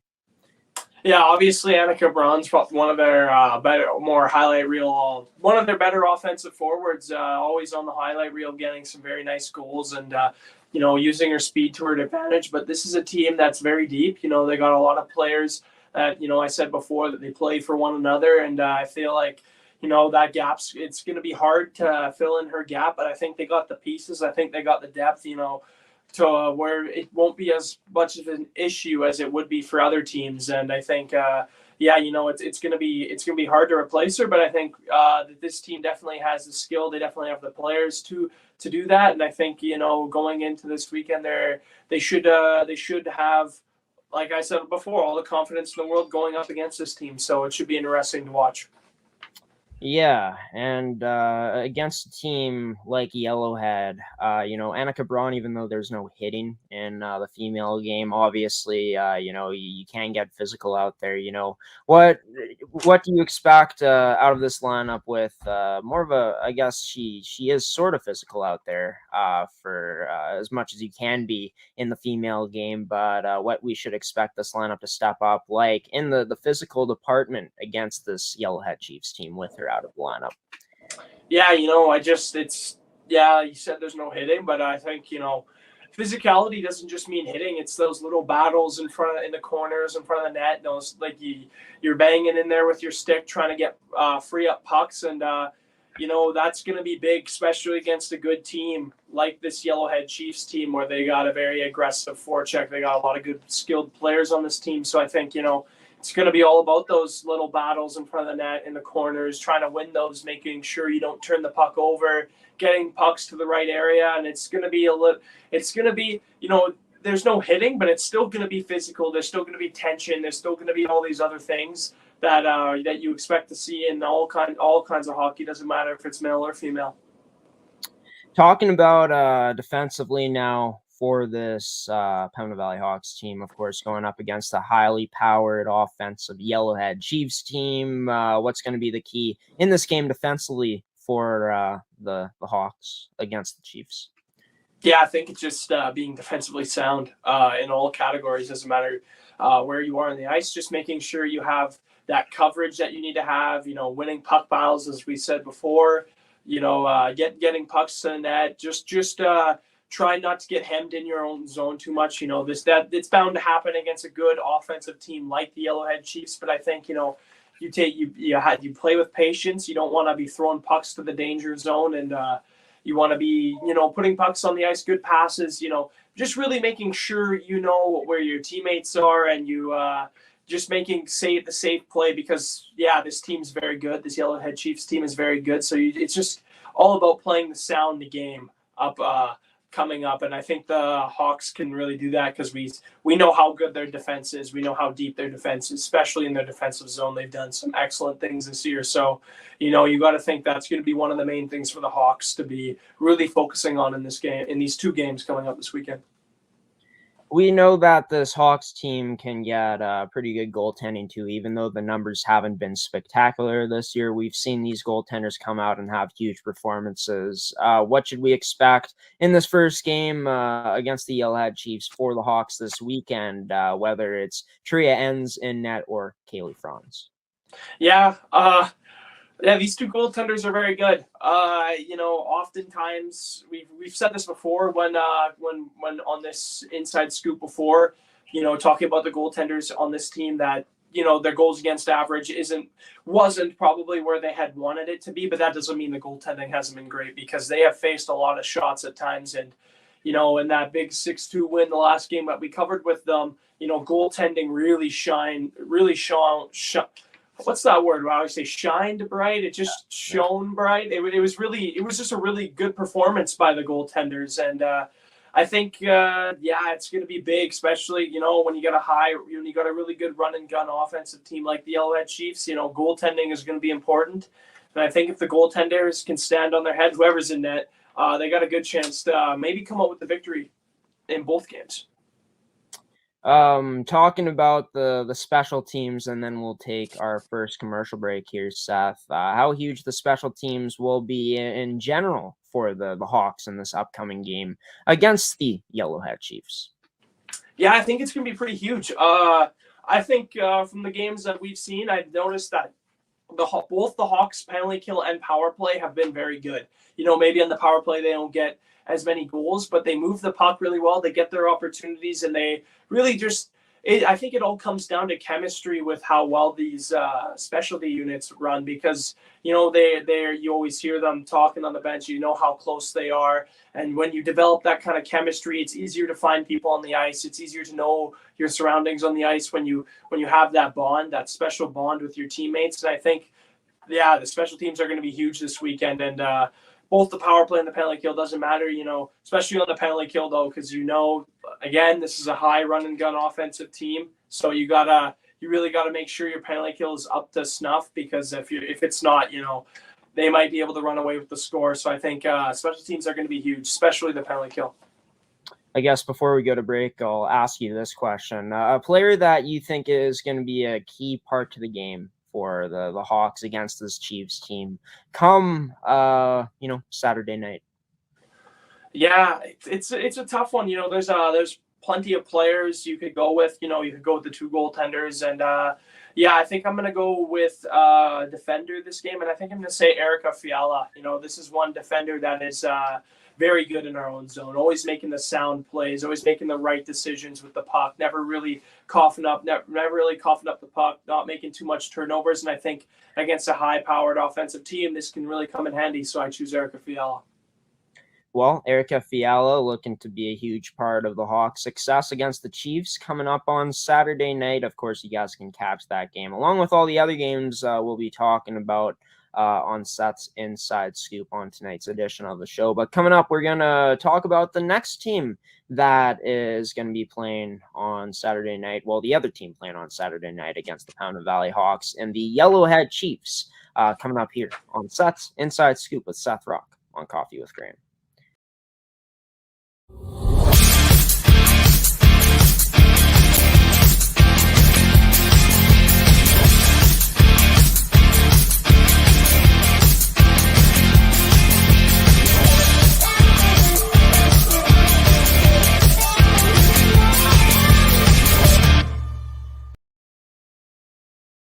This edition of Seth's Inside Scoop on Coffee with Graeme. Seth started off by breaking down the Pembina Valley Hawks, their matchup on their side of the matchup going up against the Yellowhead Chiefs come this Saturday night on ASTV.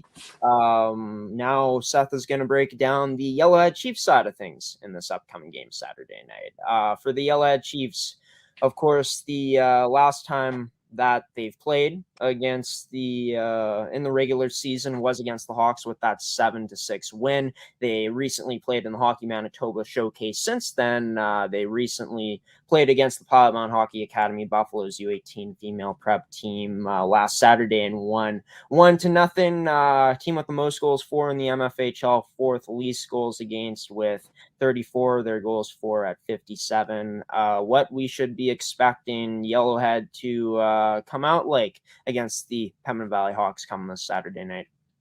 Yeah, I'm just expecting an all-around terrific performance. Like you said, they have the least goals against and the most goals for, so in the league. So that's pretty impressive stat. If you can have both of those, you're one of the top teams in the league. So this team is definitely going to be looking to have a really fast start to the game. My apologies there, Seth. Maybe I misspoke there. They have the fourth least goals against in the MFA. Oh, okay. Well, it's still really good. Still pretty darn good. Yeah. This is a team that's very well rounded, and they're 12-3 for a reason, right? Sitting at where they're at right now. But what we should expect from this forward group coming out, a forward group with a lot of depth, looking to utilize that against the Pembina Valley Hawks. Well, yeah, they got multiple players that have over 10 points already on the season. Like, I think over half their, maybe not over half, maybe around half of their players have. I don't really want to count it right now because I'd be looking down for too long. But yeah, they got a lot of players that have over 10 points already. So that's pretty impressive. And then it's not just that; it's the players who don't necessarily put up points as well that really do the damage for this team. But yeah. This is a team that is going to come out fast. They're going to come out firing on all cylinders. So you just got to expect that if you're Pembina Valley. But it's going to be pretty hard to combat that. But we'll see what happens this weekend. Talking about the defensive side of things, of course, as mentioned, fourth least goals against. in the MFHL with 34 against. This is a D-core that can, move the puck out of there and pretty darn good. Their transition game is pretty solid. And they defend really well. What should we expect out of this D-core against Pembina Valley Hawks team that can have a good forecheck, that is fast and likes to try to get a lot of shots on net?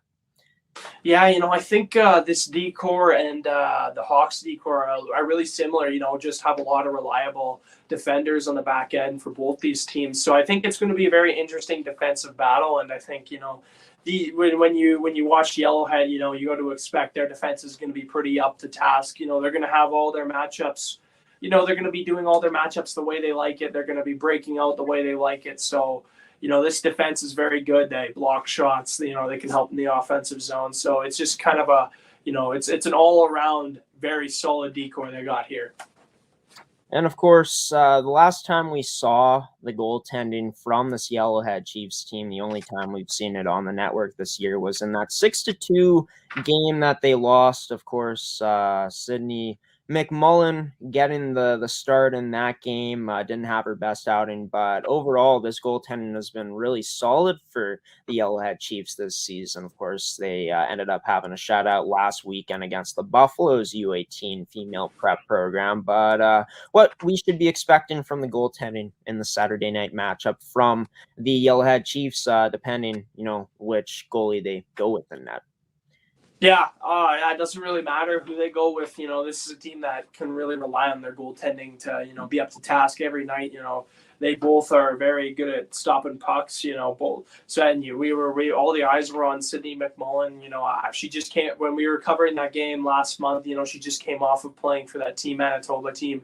She didn't really have the game she wanted, but she definitely has played excellent in the past, and it's a great honor to go to play for your province, and I'm sure she has all that momentum from there. And even Natalie Rampton too. She's also a very good goaltender. You can't be a good team without two good goaltenders, and that's what this team has. So expect whoever's in net to be really ready for this game. Special teams obviously going to be huge on Yellowhead's side of things, no matter if they're on the penalty kill or on the power play. Talk about the special teams, from what we saw from them last time, what we should be expecting from their special teams all around in this game coming up Saturday night. Yeah, I remember when we covered this team last, from what I remember seeing on both their power play and penalty kill, I remember on their power play, they were really good at moving the puck as well, tape-to-tape passes, making sure they can try to find that open shooter.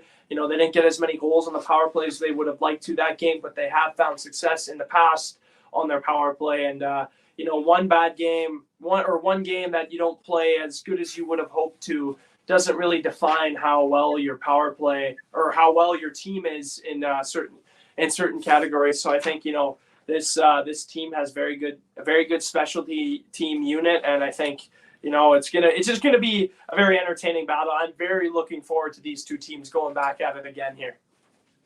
What do you feel is going to be the biggest key to the success of the Yellowhead Chiefs come this Saturday, Seth? Of course, this team, like we've mentioned, has shown they can put up the offense. I think a prime example of that was 7 goals to Pembina Valley 6 the last time these two teams have played. Of course, Pembina Valley has had some success on getting quite a bit of goals on them the last 2 times they've played, 6 in both of those matchups. But biggest key to the Chiefs game against the Hawks come this Saturday.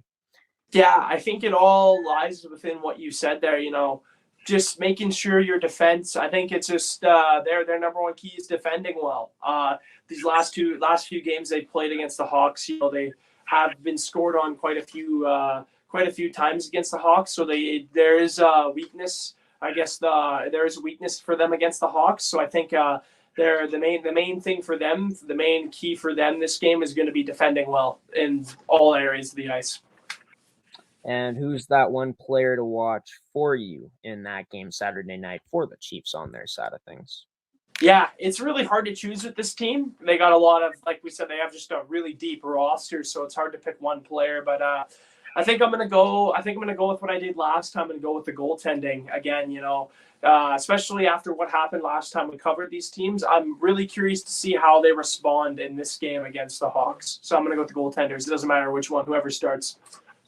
Well, should be a good one Saturday night on ASTV Productions. You guys can catch that anywhere you watch our broadcast on ASTV, but it won't be the end of the weekend there for the Pembina Valley Hawks, as they will be going up against the Central Plains Capitals on Sunday afternoon. Depending on what happens Saturday night with Pembina Valley, talking about them again here briefly this time because we've already kind of broken them down. Yeah.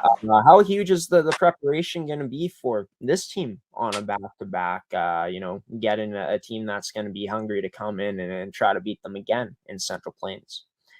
Yeah, it's tough playing back-to-back. You have to have it's definitely a test to your endurance when you have a double-header game back-to-back because, it's you play the night before and then you rest and then you get up and you play again. It's tough, and I've been there. I think we've all been there when you have if whoever's played hockey, we've all been there. Back-to-back games are tough, but I think the preparation's going to be big. You got to make sure you have a good night's sleep before you get ready for the next game because Central Plains is definitely going to try to take advantage of your guys' tired legs. Yeah, and last time these two teams played, of course, Pembina Valley lost 3-0 to Central Plains in regular season the last time these two teams played. But just taking into account how this is going to be an afternoon game, Pembina Valley is playing a late game on Saturday night. Do you feel like the time difference there is going to be a huge factor for Pembina Valley? For me, when there's a double header, I don't really think it's there. Obviously, it's going to be tough because you played the day before, but I don't believe it. For me, personally, I can't speak for the players on that team because I don't know what they prefer when they play. But for me, it doesn't really matter what time the second game would be at because you're playing back to back anyway, so you gotta make sure you manage your minutes well and just. That's the main thing when you play back-to-back games is managing your minutes in that second game, making sure everybody plays an equal amount of time so you can rest legs an equal amount.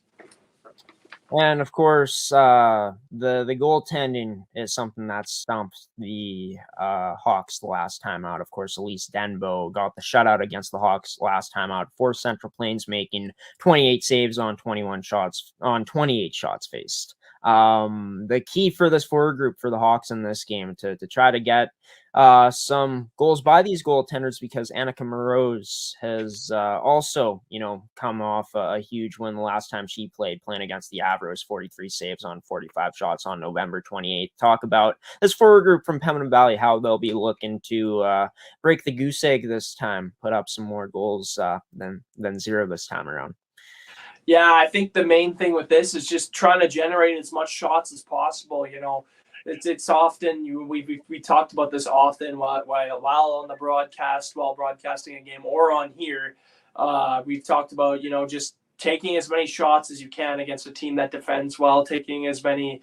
Just from anywhere too. You never know what shots are going to go in the net as long as you. You often think to Wayne Gretzky's famous quote there, but. I think the main thing for the Hawks, I think it's also their key to the game, just get as many pucks to the net as possible in this game coming up against the Capitals. And of course, defensively for Pembina Valley, they're definitely going to be looking to shut down Danica Botterill. She's got 12 goals and is top 3 in goals in the MFHL this season. Do you think that's going to be a big focus for them, just keying in on Danica Botterill, knowing how big of a factor she is in this Central Plains Capitals team success? Yeah, definitely. And I think the Hawks team definitely has the ability to shut her down.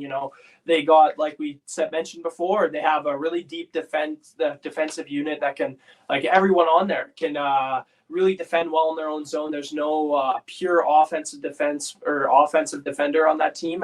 It's just more, all of them are two-way. They all are reliable wherever they are. So I think, if there's any team that's going to shut down Danica Botterill, I should say, the Hawks have the best chance or have one of the better chances because of how good their decor is. Obviously, it's always interesting, how a coach will play his goaltenders, on a back-to-back especially. Who do you make a call right now, Seth? Who do you feel like is going to end up getting the start in this game against Central Plains? Just take a shot out of the dark. Is it going to be Trians or Kaylee Franz getting the start in this game against Central Plains? Because Kaylee ended up getting the start last time around. That's tough. Since we do have a doubleheader, I think most times you do see different goalies in doubleheaders. So I'm gonna say I'll say Tria ends the first game and then Kaylee Franz the second game.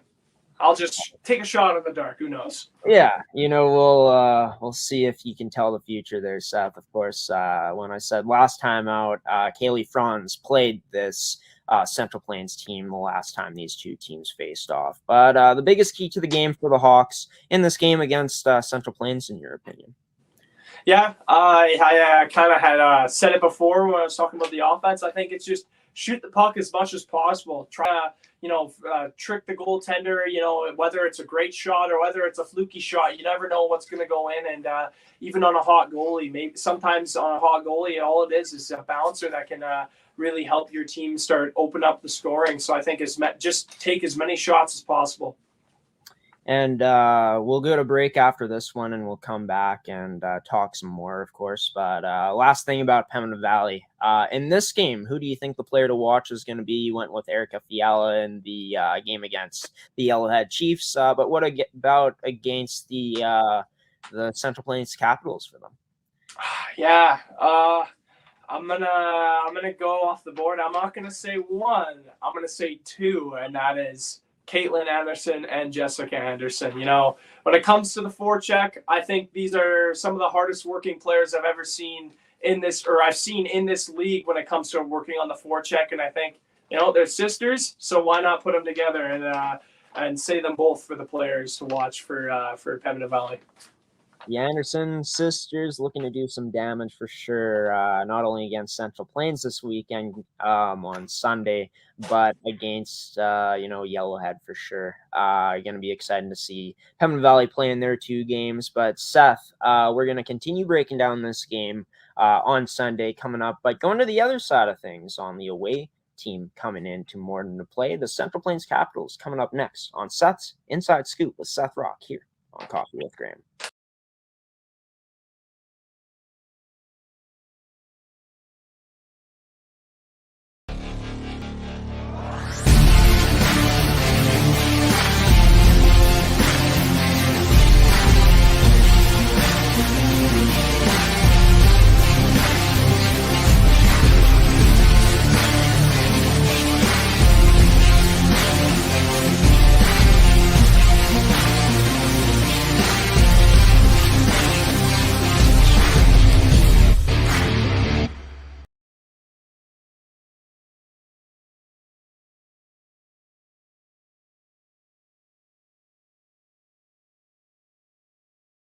To Seth's Inside Scoop here on Coffee with Graeme, and this is a long one, folks. We're not even out of the MFHL yet, but we will be shortly, and excited to talk about this next team, Seth. The Central Plains Capitals coming into this game with a 4-7-3 record. Last time this team played in the regular season, they beat one of the best teams in the league, if not the best team in the league, in the Winnipeg Avros 4-2. Last time they actually played was 2 weekends ago in the Hockey Manitoba Showcase. They play Westman, the Wildcats, on Saturday night. Just for them, how huge will their preparation be coming off of that game against Westman and playing the next day in the afternoon against Pembina Valley? How big that preparation is going to be on a back-to-back. Yeah, it's obviously it's got to be big, but one positive thing is that for them is that the Hawks are also on a back-to-back, so they're both going to be pretty tired heading into this game. But they're going to have some more hockey to play, and I think they just got to come out strong. They got to come out fast because it's going to be tough because obviously they're going to be tired from the day before, but. They got to try to match the Hawks' speed in their forecheck because if you don't, you might get burnt. Like we mentioned last time these two teams faced off, the Capitals beat the Pembina Valley Hawks 3-0. How do you think that Central Plains will be looking to replicate that same success in this game coming up on Sunday? Yeah, they just gotta, try to end, like, this has been a theme with my answers a lot, but don't like to say too much, but it's true. You gotta try to emulate what you did the last game. Obviously, things are gonna probably have changed since then, so you gotta make up. Kind of just work with what you're given, really, and I think that's going to be the main thing for these Capitals is to really try to emulate their success from the last time they faced off, while also trying to they're going to have some figuring out to do with the Hawks, because obviously, like I said before, things change, so they're going to have to just try to really work on the Hawks early and try to really negate their forecheck. The goaltending, we've already kind of touched on it, but since we are talking about the Caps, we'll go into it a bit more. Of course, Annika Moroz got a huge win against the Avros with 43 saves on 45 shots on November 28th, the last time this team played in the regular season before this upcoming weekend. And Elise Denbo shut the Hawks out the last time they played, making 28 of 28 saves made on 28 shots faced.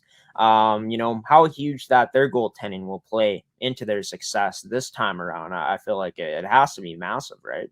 Oh, it is huge. And the bad thing for any team in this league is how good these two goaltenders are. I'm looking at their base stats now, and Annika Moroz, a .931 save percentage is extremely impressive. Especially, you've seen save percentages kind of bounce around in this league. I think this is the highest save percentage I've seen in this league so far. So that's pretty good, pretty big. And Elise Denbo, you don't count her out as well. 918 save percentage is fantastic as well. So this team has some great goaltending, and it's going to be probably make or break, I think, for this game upcoming against the Hawks. Yeah, and if you're able to beat the Avros and limit them to 2 goals, you're doing something right. And of course, should be the same recipe for them as the last time, as they're hoping for, with Elise Denbo getting the shutout last time around. But defensively, this Hawks team has a lot of offensive firepower. Of course, with Annika Braun being out, this team still has a lot of offensive firepower. What's it going to be the key for the Central Plains Capitals trying to shut down this Hawks offense, trying to limit them this time around once again? Yeah, I think it's going to be trying to keep them to the outside. Obviously, this team is fast. The Hawks are fast. They got a lot of skilled players on the team. So, to try and limit their opportunities, you're going to want to try to box them out, try to keep them to the outside. Don't let them get those grade A scoring chances. And I think that's just the main thing, trying to limit grade A scoring chances and keeping them to the outside. And I think in particular, a huge thing is going to be shutting down leading point getter and leading goal scorer, Abby Bordedwy. Mm-hmm. Of course, she leads the MFHL in points and has 15 goals, which leads the MFHL in that category. Obviously more players than Abby that can do damage on that Hawks team. But for Central Plains, what should be the game plan trying to limit Abby in this upcoming game? Make sure one player has eyes on her the whole game, because we've seen what Abby Bordedwy can do with the puck. And obviously the last game we covered with the Hawks, she had an absolutely all-star performance in that game, if I do say so myself. So it's been a long time since then, but this is a player, Abby Bordedwy, is very, very good. So I think, they gotta try to keep her to the outside. Really have when you got to try to have every coverage. I think coverage is going to be big for her too, because she can it just amazes me what she can do with the puck, and how fast she can it's like she's shot out of a cannon sometimes, how fast her acceleration is. So just making sure you have the coverage, and always having an eye on where she is and what she's doing with the puck. Yeah, and of course, Danica Botterill going to play a huge part into this Capitals' success, as always, as she's one of the leading goal scorers in the league as well. But what about the rest of this offense? Because besides Danica, the rest of this offense, they sort of lack in depth, even though players have been scoring. Not as much depth as the other teams, as it's been shown so far this season. How do you expect this Capitals offense to try to step up and try to, not only have Danica step up out there, but the rest of this offense in this game against the Hawks come this Sunday?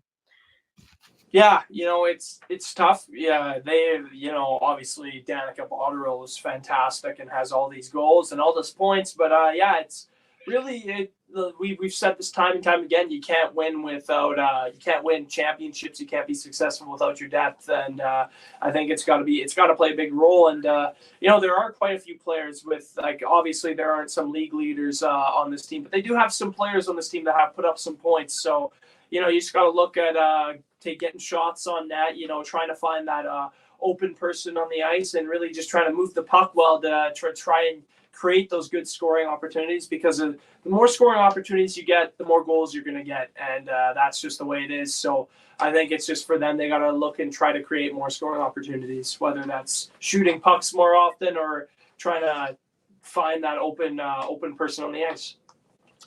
Special teams definitely going to be a huge part, like we always talk about it. Special teams is huge in any hockey game. What do you expect from the special teams all around from the Central Plains Capitals in the Sunday matchup?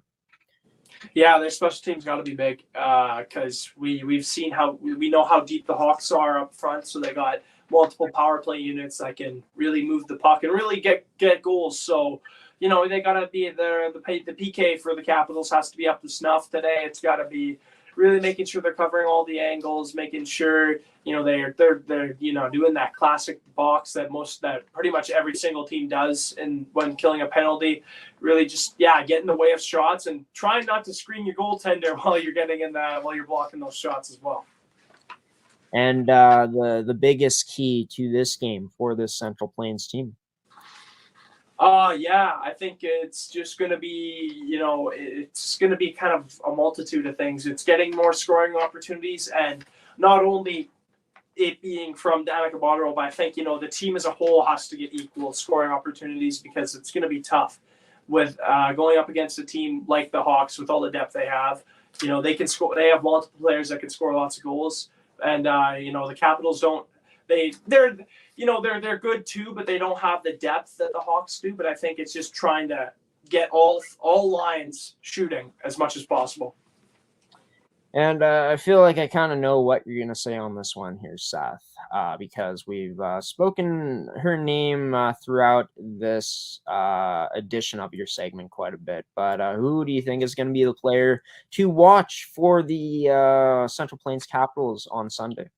I think I know who you're thinking, and I don't know if I'm going to choose them today. I think I'm going to go with the goaltending here, just of how much it surprised me this year, or how much it's just their numbers are just great, and like how well they've played. So it doesn't matter which goaltender's in net. It's whoever's in net, either Annika Moroz or Lisa Denbo. Whoever's in net, I think it's going to be great. They're both going to be excellent, whoever it is. Yeah, and I think you know who I was thinking of, Danica Botterill.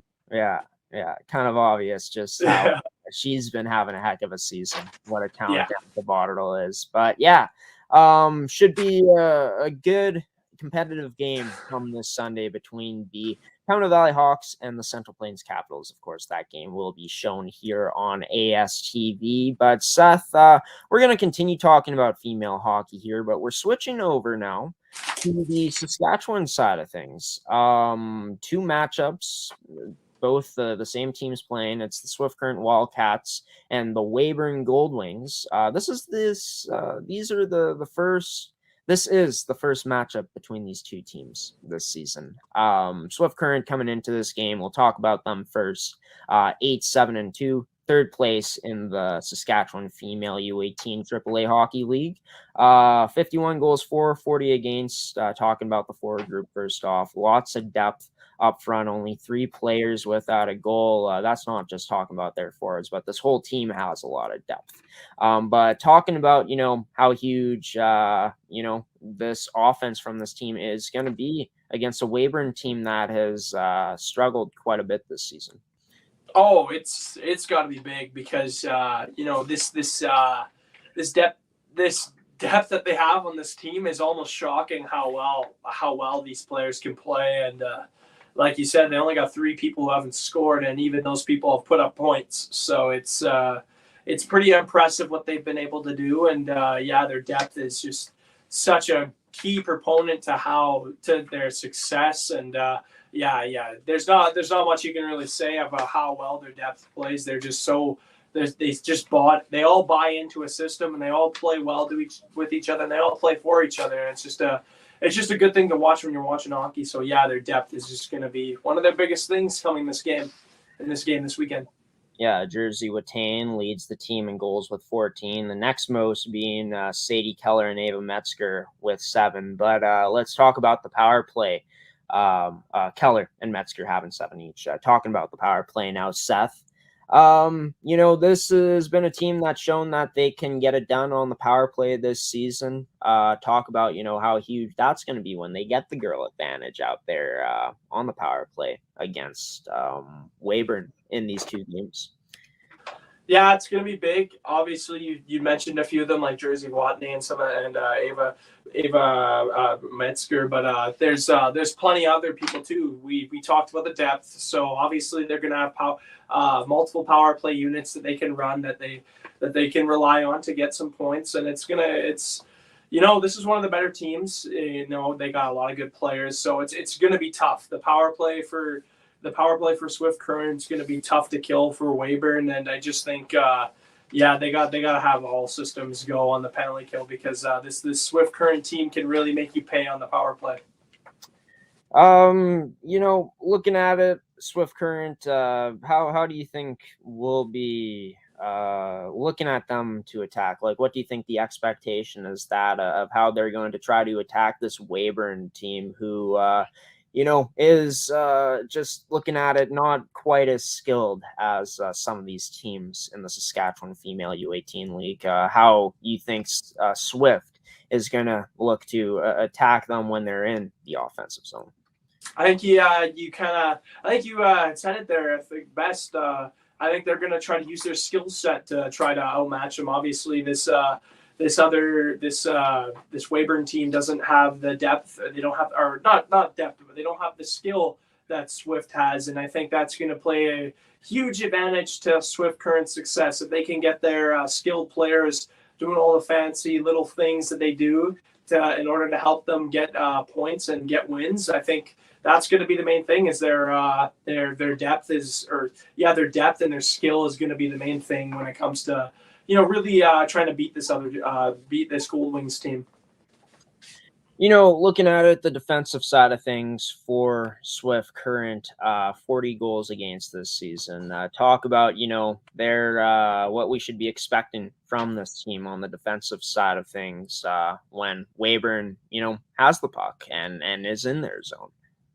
Yeah, this is a defensive unit that is very good as well. Obviously, they got there. We talked about their talented forward group, but it's the defensive group. Oftentimes, a lot of people overlook the defensive aspects of the game because we love to see those fancy, nice goals. But man, this defensive unit has really helped this team out this year, and really been reliable in their own zone. And I think that's the main thing, that's been a huge part to their success this season is how well, their defensives played behind that skilled offensive unit. And I think, that might be also one of the keys to the game is just staying reliable in your own zone. And the Swift Current team can definitely do that.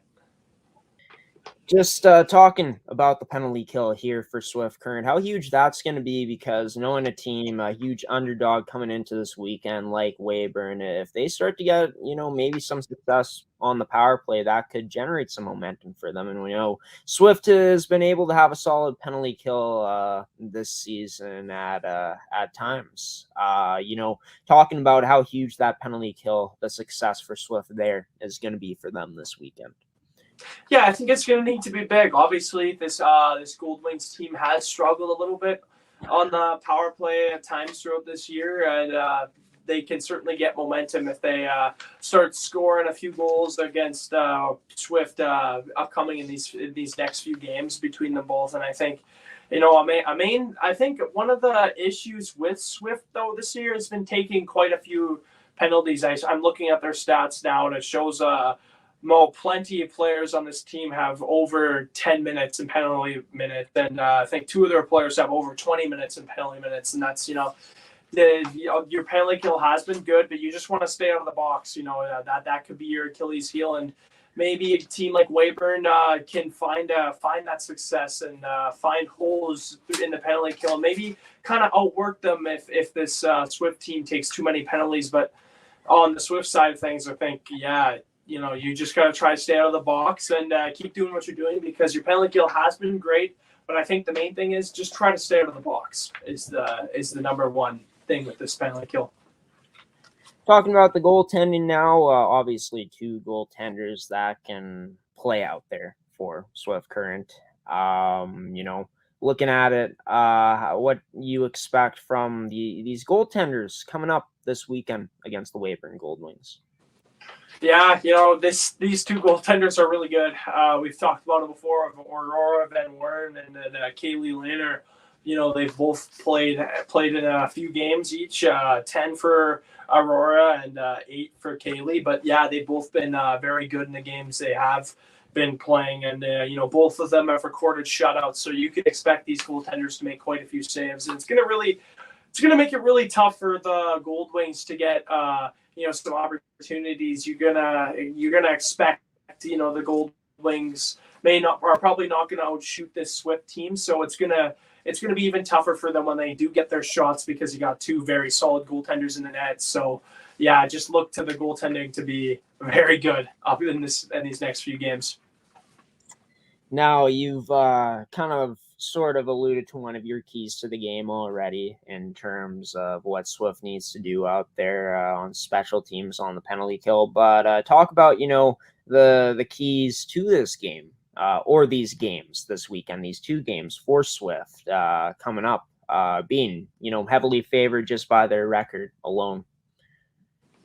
Yeah, the number one thing is don't take the other team lightly. Obviously, this team hasn't had this. Obviously, the Gold Wings haven't had the success that Swift has had, but that doesn't mean they're just going to get blown out of the water. Often teams that aren't as good in the standings really, play their hardest games against the best teams. So I think that might be one of the things. Just don't take them lightly, and I think you gotta. And also a part in play, or another part that plays into that is, come out fast, start fast, get shots on net, be the team to score first. Oftentimes, when you get the first goal, oftentimes it's the biggest goal in the game, the first goal. And I think that's the main key for Swift Current. And one more thing before we take another commercial break here and talk about Weyburn, but talking about one last thing for Swift, a player that you're keeping an eye on this weekend in these 2 games to be that player to watch for this team. Yeah, I'm going to go with Ava Metzger. We talked about her a little bit, but she's a player that has an excellent skill set, a lot of speed, or a good shot, and can pass well, has all the attributes you need to be successful in this league. And she's one of the, players you look to when you watch this team, especially when it comes to offensive play. I just said her goal scoring ability, all her offensive abilities make her one of the more highlight reel players in the league. So I think she's definitely the player to watch for Swift Current. Well, yeah, Ava Metzger wears the C for this team. So the big team looking to, put on a show this weekend coming up against the Weyburn Gold Wings. We're not done here on Seth's Inside Scoop. In fact, we got a lot more to talk about. Coming up next, we talk Weyburn Gold Wings. Coming up on Seth's Inside Scoop with Seth Rock on Coffee with Graeme. Stick with us for more after this commercial.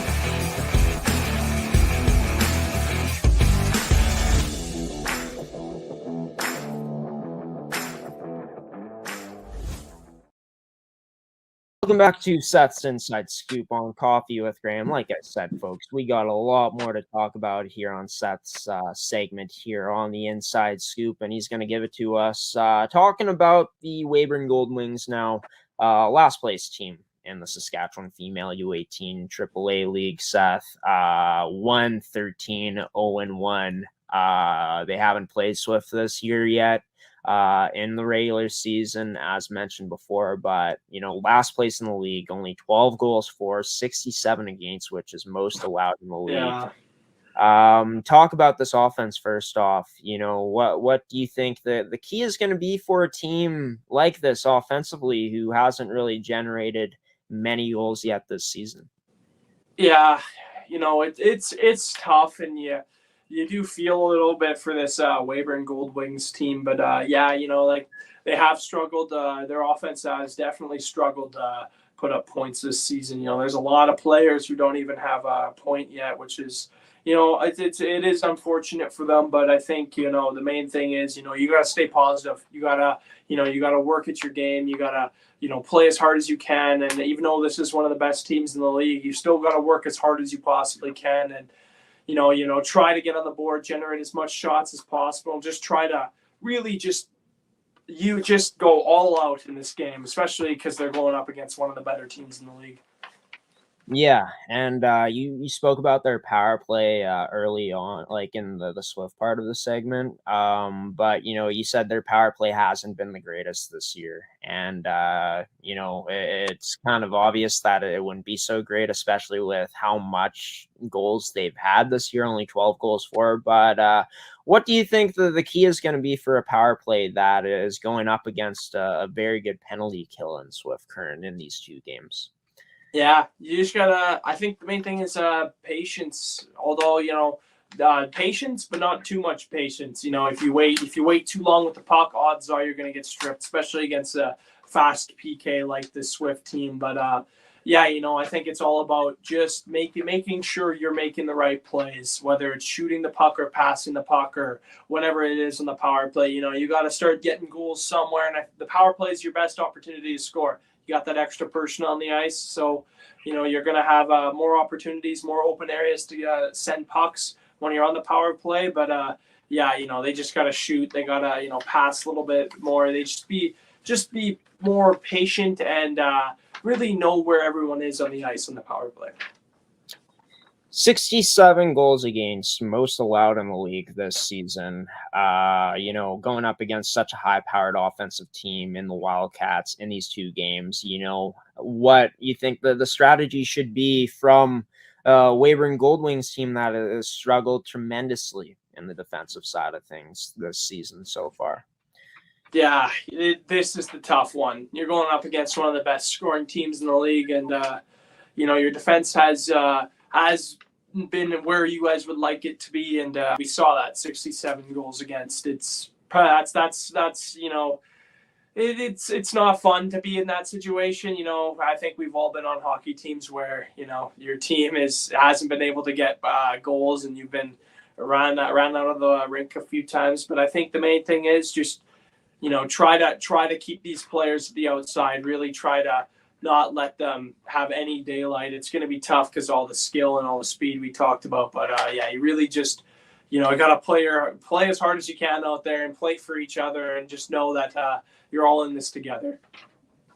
Well, Seth, the teams I played on, we won the championship every year. So, the defensive side of things for us was always great. I wish that was all true, as I never won a championship, unfortunately. But that's a little joke there. Talking about the penalty kill now. Obviously, going up against a very talented Swift team that has a lot of talent that they deploy on the power play. What's going to be the goal, the strategy for the penalty kill for this Weyburn Gold Wings team? Yeah, this is going to be this will be a tough task for them as well. Obviously they've struggled defensively, and they're going up against one of the best power play teams in the league in Swift. It feels like Swift's like, they're one of the best. They are one of the best teams in the league, if not the best team. It's kind of hard to tell where they're at, but yeah, it's, just, I think the main thing is just whenever you get the puck, just throw it out of the zone. Try to clear that puck as much as you can. And, it's going to be tough to try to waste some time when you get the puck because of how aggressive this Swift team is, but just try to clear it as much as you can is the main thing for me. Of course, these goaltenders are going to be facing a lot of action upcoming this week, and Seth against the Swift Current Wildcats. If you're going into a game like this, knowing your team has struggled, being a goaltender, knowing you're going up against a team that's very talented offensively, and their defense can also put up, points as well for the Swift Current Wildcats, for this goaltending for Weyburn, what, the mindset should be for them heading into this weekend. Sorry, the goaltenders, kind of glitched out again. Yeah, the goaltenders. Yeah. Okay. Yeah. For the goaltenders, man, these goaltenders, I gotta tip my hat to them. I'm not even wearing a hat, but I guess if I was wearing a hat, I gotta tip my hat to them because they have made, just looking here, 458 shots in 11 games is absolutely unheard of, and that is pretty impressive. That for just the thought of Lexi Pearce facing those amounts of shots, and same with Haley Sibbald, though, she has 155 shots against. So that's also crazy. And considering she's only played 5 games. So I think in this game, just expect the goaltenders to be making a lot of saves because that's been the thing they've been doing all year. Keys to the game now for Weyburn. I feel like there's quite a bit of keys to the game you could, throw out there, but let's limit it down to 3 in particular. 3 keys to the game this weekend for the Weyburn Goldwings. One of them, I think it's just more of a morale thing. Keep a cool head. Obviously, some teams after they get down in the scoreboard by quite a bit. I'm not saying this is going to happen, but in case it does, just try to keep a cool head. You're out there together. You're all out there. This is all. It's not a good situation for your team, but you just gotta work together and you gotta really just play for each other and really work as hard as you can and just keep a level head. And obviously, some more things. Another key is just try to limit the amount of shots you guys let up against. It's going to be tough because of how good Swift is, but really just try to keep players to the outside and really limit the amount of shots. And then another thing is, just make sure your specialty teams are up to task because you can get hurt pretty bad by the Swift team on there as well. So those are my 3 keys for Weyburn. Now, one more thing about Weyburn before we end talking about them. A player to watch for them in these 2 games this weekend coming up. Yeah, I'm gonna have to go with Ashton Bender because she they don't have as much points as they would like, some of these players, but she is leading the team in points. So I'm I'm just gonna go to her because I was gonna say goaltending, but I went with goaltending a few times already today. So I think I might just go with a player and look to your leading points getter to maybe if she has a breakout game this game, it can motivate her players or her teammates around her to really step their game up, and maybe they can get a few points as well. And I think it's just a team effort, but I think Ashton Bender is my player of the game, player to watch. Sorry. And of course, Seth, these 2 teams will be going at it Saturday night and on Sunday afternoon on ASTV Productions. Check at the end of the segment when Seth signs off to, know exactly when all the times of these games are being played. I don't have them in front of me right now, so I don't want to get the times wrong. But we're going to end off with some high school hockey here, Seth. And, this is going to be a good game coming up.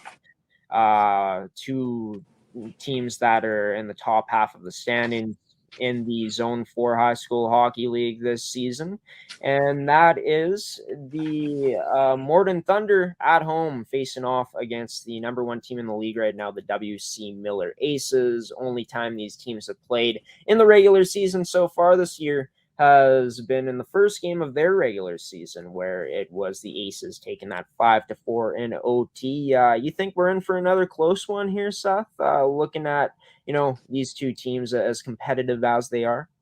Yeah, definitely. You got and it's one of those classic matchups. You got the high-powered offensive Altona team versus the very well defensive team in the Morden Thunder. It's going to be a very interesting battle, I think, we got coming up here. Just two teams that are polar opposites, but they play. Just to see those polar opposite teams match up against each other is always fun. So it should be an exciting matchup between these two teams. Well, let's talk about the Thunder here first. They are 8-6-1, tied for third place in the league. They're currently on a 1-game losing streak. They lost recently to the Pembina Tigers 6-4. They got a 5-2 record at home. They're 3-4 on the road. Of course, this game being at home. How huge is that for Morden? Just knowing how much success they've had at home rather than on the road, with this game being at home for them against the Aces. Yeah, it's huge. And I think a part of the reason why they found their success is because, this is a high school league. A lot of their classmates come to watch them play, and I think that probably motivates them to enter that extra level when it comes to playing hockey. And I think this is definitely going to help. You got that. There's a lot of. I've been to a few Thunder games in my past life before, but there's definitely a lot of people that go to those games. So it should be, they definitely do use their home ice to their advantage with the help of their crowds. That was a really terrible voice crack, by the way. No worries, Seth. Do you have much of those in your past life, the voice cracks? Is that something that's recent? Yeah, actually, I think I've voice cracked like 10 times already in this episode, so that's not very good. But I haven't even noticed it, honestly. So I think you're doing just fine, to be honest. But looking at it, obviously Morden, a strong defensive team, 44 goals against, 67 goals for. But when I talked to their coach earlier this year on the show, he said that this is a team that wants to possess the puck a lot more than the other team. It's a team always looking for puck possession. How huge is that going to be for them, keeping that puck away from a very highly skilled offensive team in the Aces? Oh man, that's going to be. I don't want to say it yet, but I think I'm going to mention this more later when you bring up keys to the game for the Hawks, or for the Thunder, I should say. But it's going to be massive. This other team has some absolute dynamos when it comes to offensive players in this league. So you really just got to make sure your defensive units, your specialty teams, and really just everything when it comes to defense is at its 100% best. Because if it's not, then this Altona team definitely has a good chance at scoring quite a few goals. So it's you got to make sure your defense is at its 100%, 110%. Yeah, 110%, a word that Seth likes to use quite a bit here, not only on this segment, but during our broadcasts. Looking at the offense now, a lot of depth on this team for the Morden Thunder. We talked about their depth last time as well. They got 2 players with at least 10 goals. But just looking at it, how this team will use their depth and look to attack this WC Miller Aces team.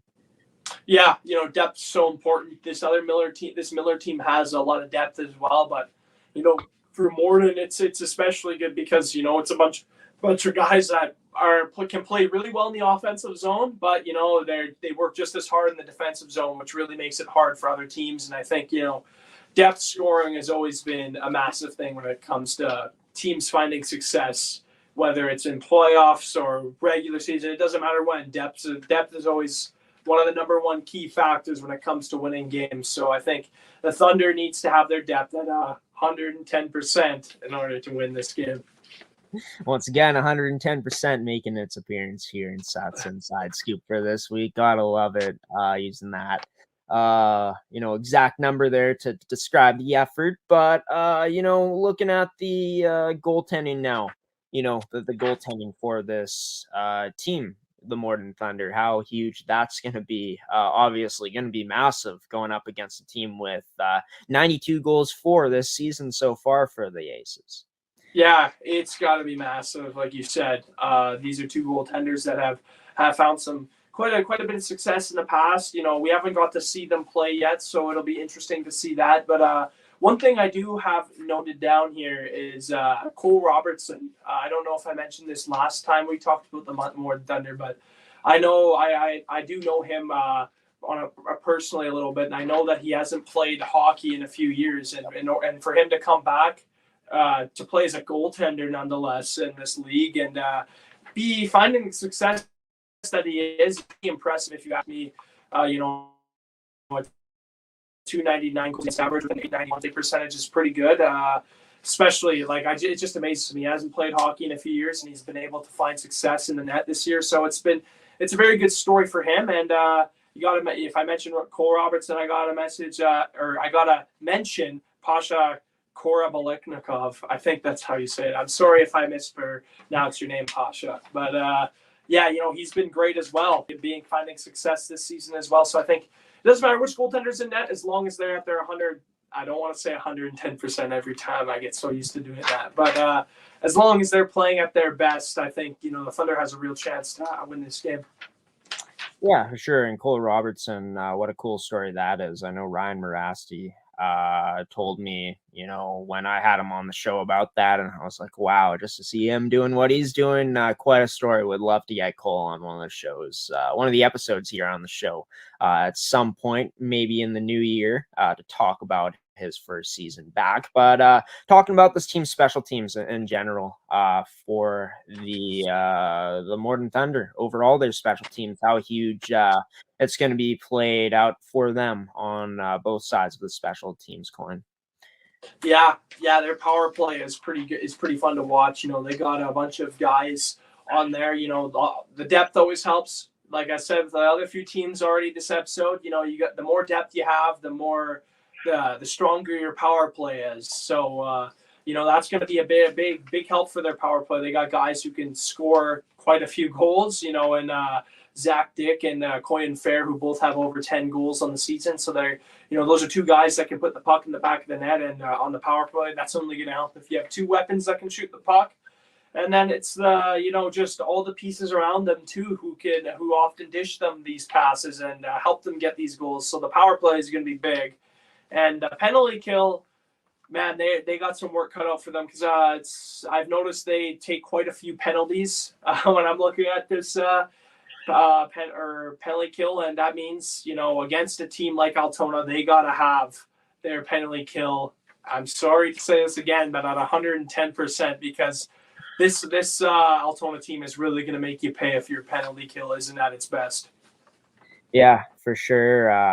Especially with how offensively, talented this Aces team is, definitely going to be huge when this team for the Thunder gets down a man or two. Talking about the keys to the game now for the Morden Thunder going up against the Aces on Sunday.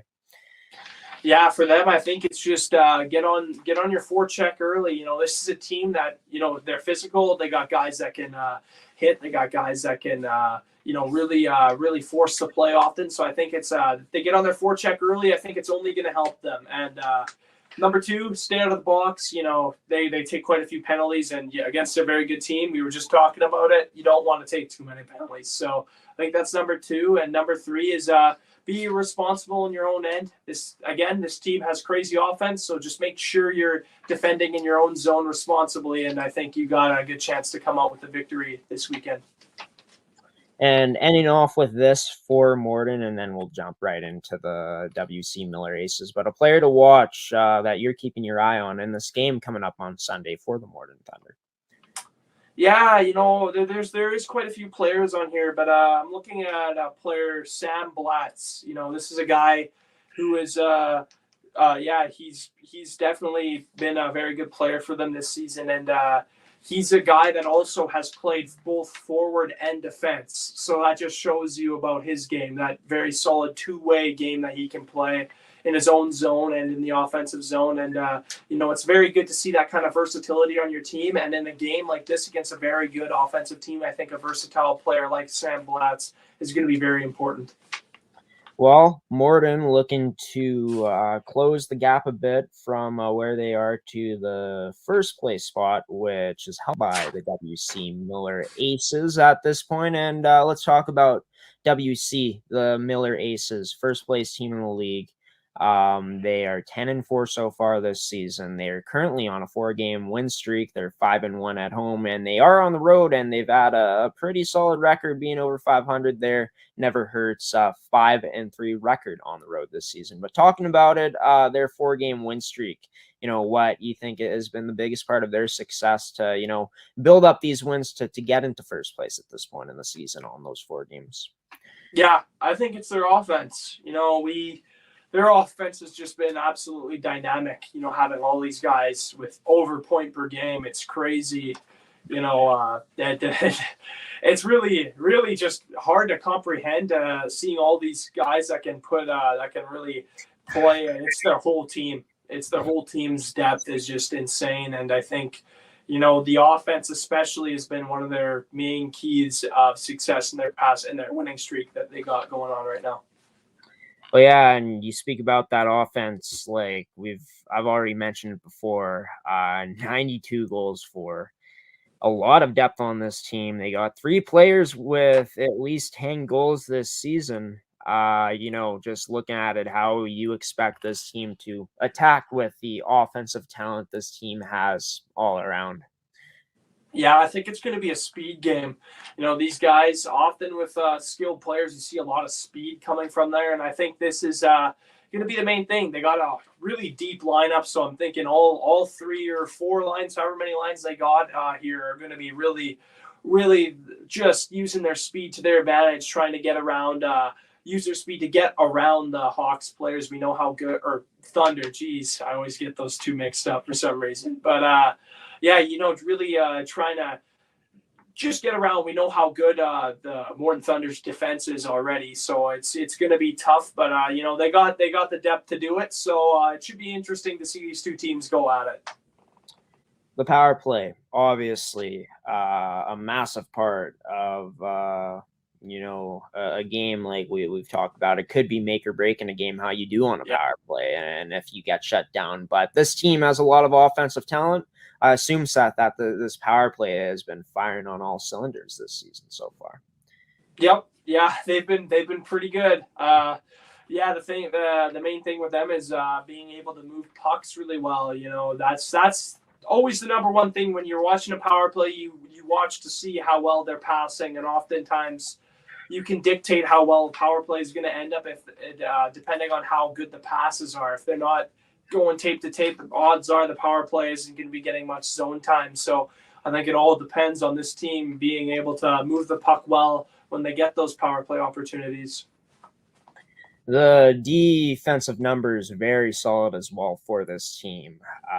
50 goals against this season. So this is a pretty good defensive team by the numbers. Talk about, what we should be expecting from this team in the D zone when Morden is able to get into their zone in the game on Sunday. Man, I'm just looking at it here. Like, they got 4 defensemen that have over 10 points. Like, that is unreal. That means we know how good offensively they are, but the test for them is going to be seeing how well defensively. And you mentioned the goals against, they only allow 50 goals against. I think that's what you said. And I think that's what I'm looking at here. Yeah. 50 goals against. That's pretty solid. So if you can have a defensive core that can play extremely well on both ends of the ice, it's definitely going to be really tough to get pucks around these guys. And of course, they're going to be looking to shut down this Morden Thunder power play when they get on the penalty kill. If they do get on the penalty kill, it's very rare that a team doesn't have any penalties in the game. Yeah. But if they are on the penalty kill, not sure how many penalties this team has taken this season, but what we should be expecting from the Aces on the PK, whether they're down at 5-on-4 or 5-on-3. Yeah, this is a team we talked about the Thunder and their penalty minutes, but this team takes even more penalties. It's pretty crazy looking at this. Looking at the penalty minutes here, but yeah, it's they gotta stay out of the box as well. We talked about how good their offensive is and how good their power play is, but the Thunder's power play is excellent as well. So that's going to be a main thing too. Stay out of the box, try not to take too many penalties, because this Hawks team, or this more than Hawks, more than Thunder. It's just it always makes my brain confused, but. Yeah, just make sure you stay out of the box, or the Thunder will really hurt you if they get too many opportunities in the power play. Yeah, and just to let you guys know, we're going to be shortening the questions just a bit here for the last three, because it is quite a long segment. So dive right into the goaltending, what you've seen from them so far on the stat sheet, what we should be expecting.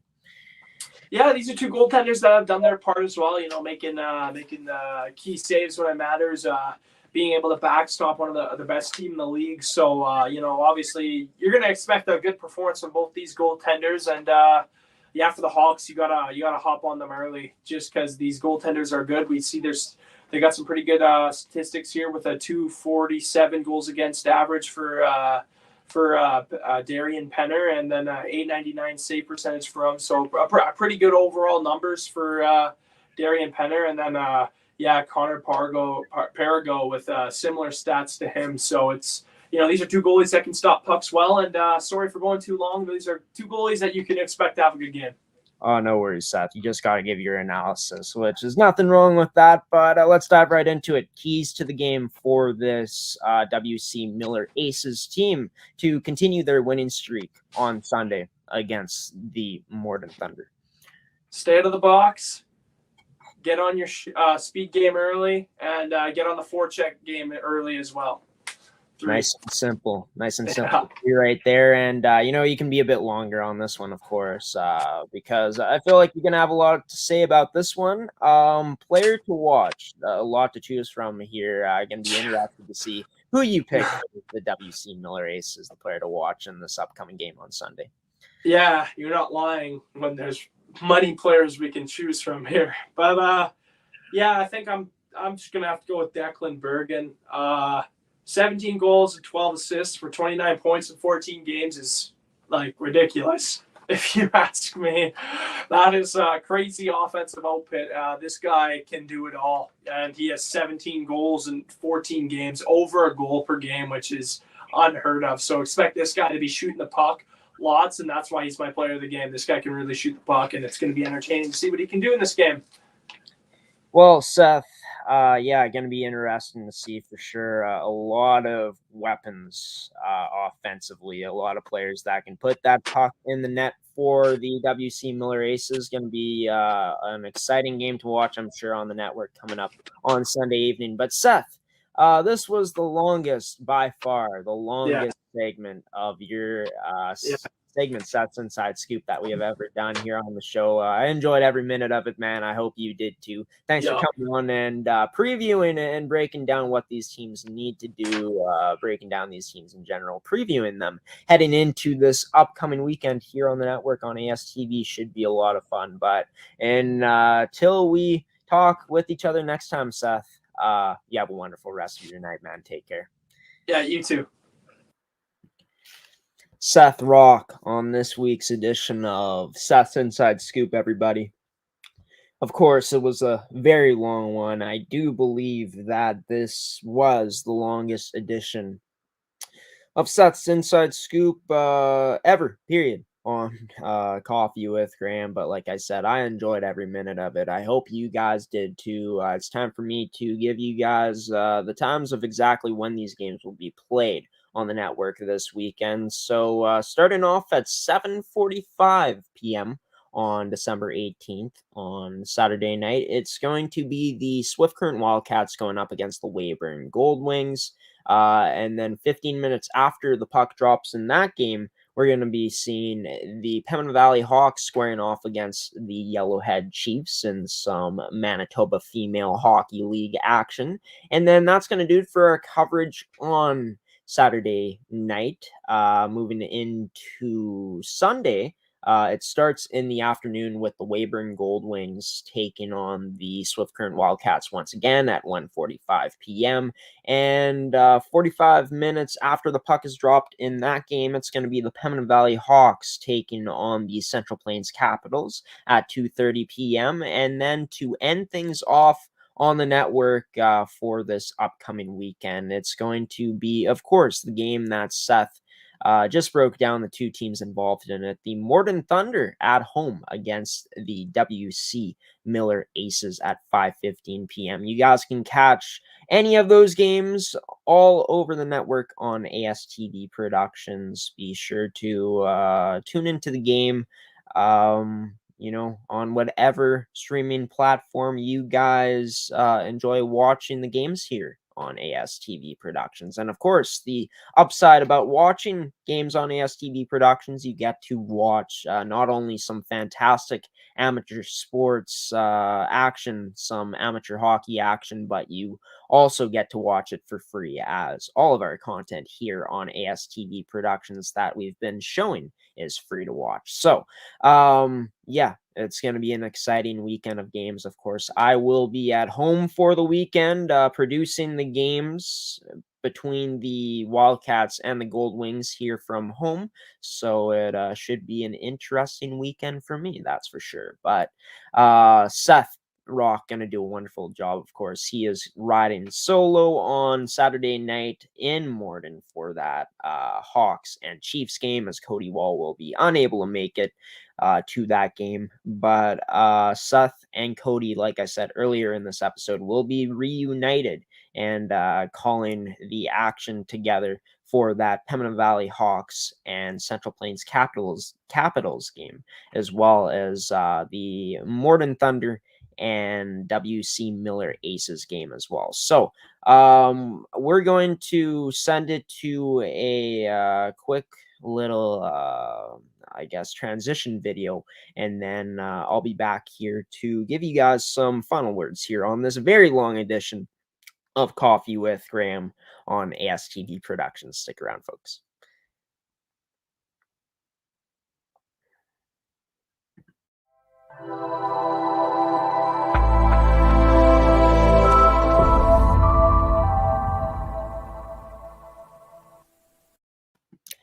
Welcome back to Coffee with Graeme on ASTV Productions, everybody. Wow, what a long show here tonight.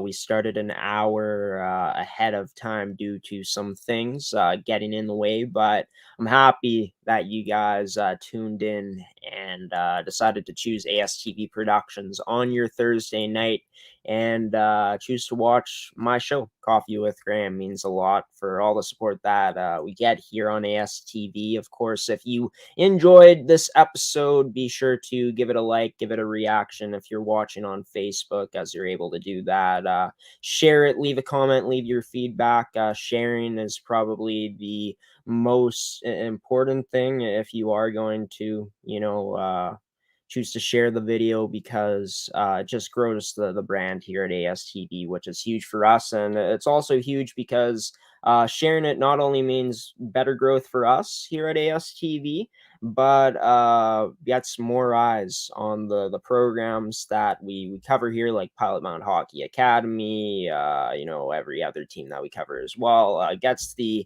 attention more on the great athletes that we have here on the show. And without the athletes, we wouldn't be able to do our jobs here at ASTV. But yeah, if you guys enjoyed tonight's episode, leave a like, leave a reaction, and share it as well. Leave a comment if you enjoyed this episode, or leave a comment if you got something to say. Maybe you want to see some improvements in the show.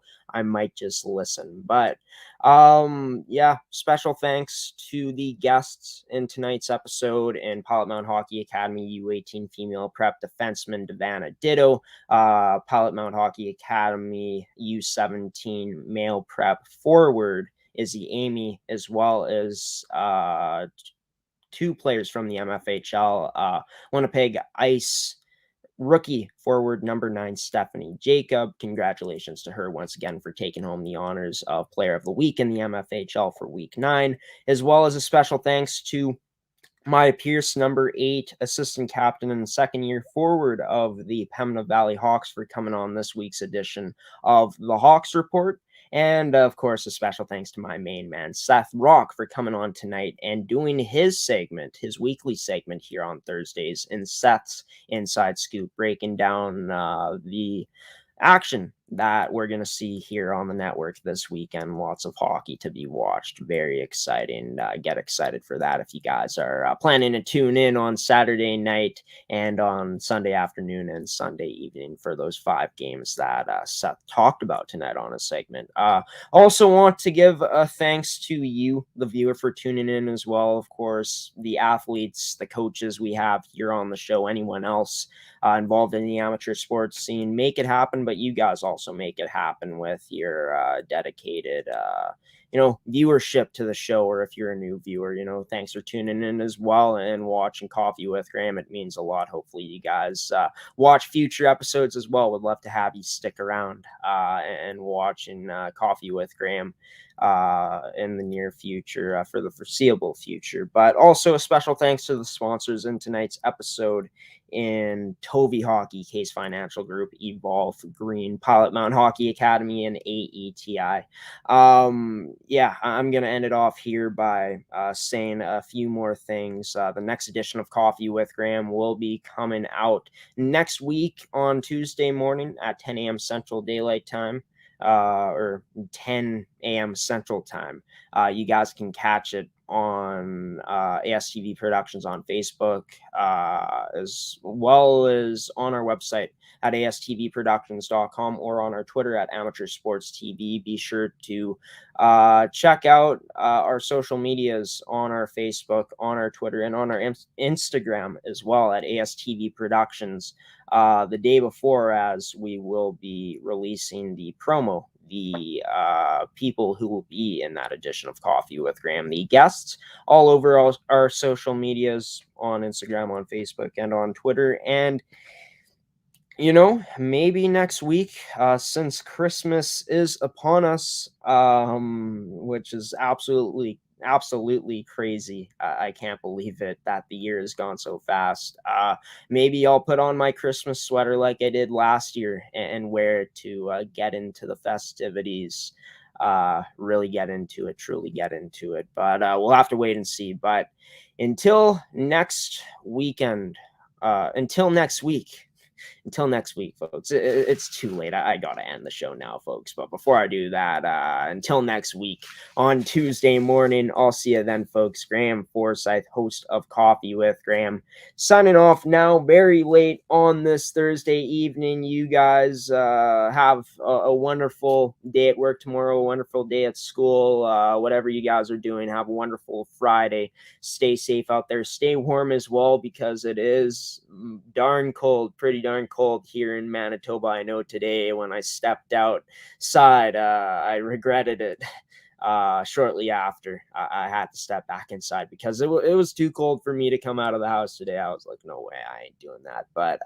if it is cold outside tomorrow on your way to work, if you walk, if you take the bus, be sure to dress warm. Same if you're going to school as well. Dress warm. Stay safe out there. You don't want to get hypothermia or get sick and end up, having your weekend ruined, because should be a fun weekend for you guys to spend time with family. Relax if you guys are planning to do that. But yeah, folks, have a wonderful Friday tomorrow. Have a wonderful weekend, and stay safe.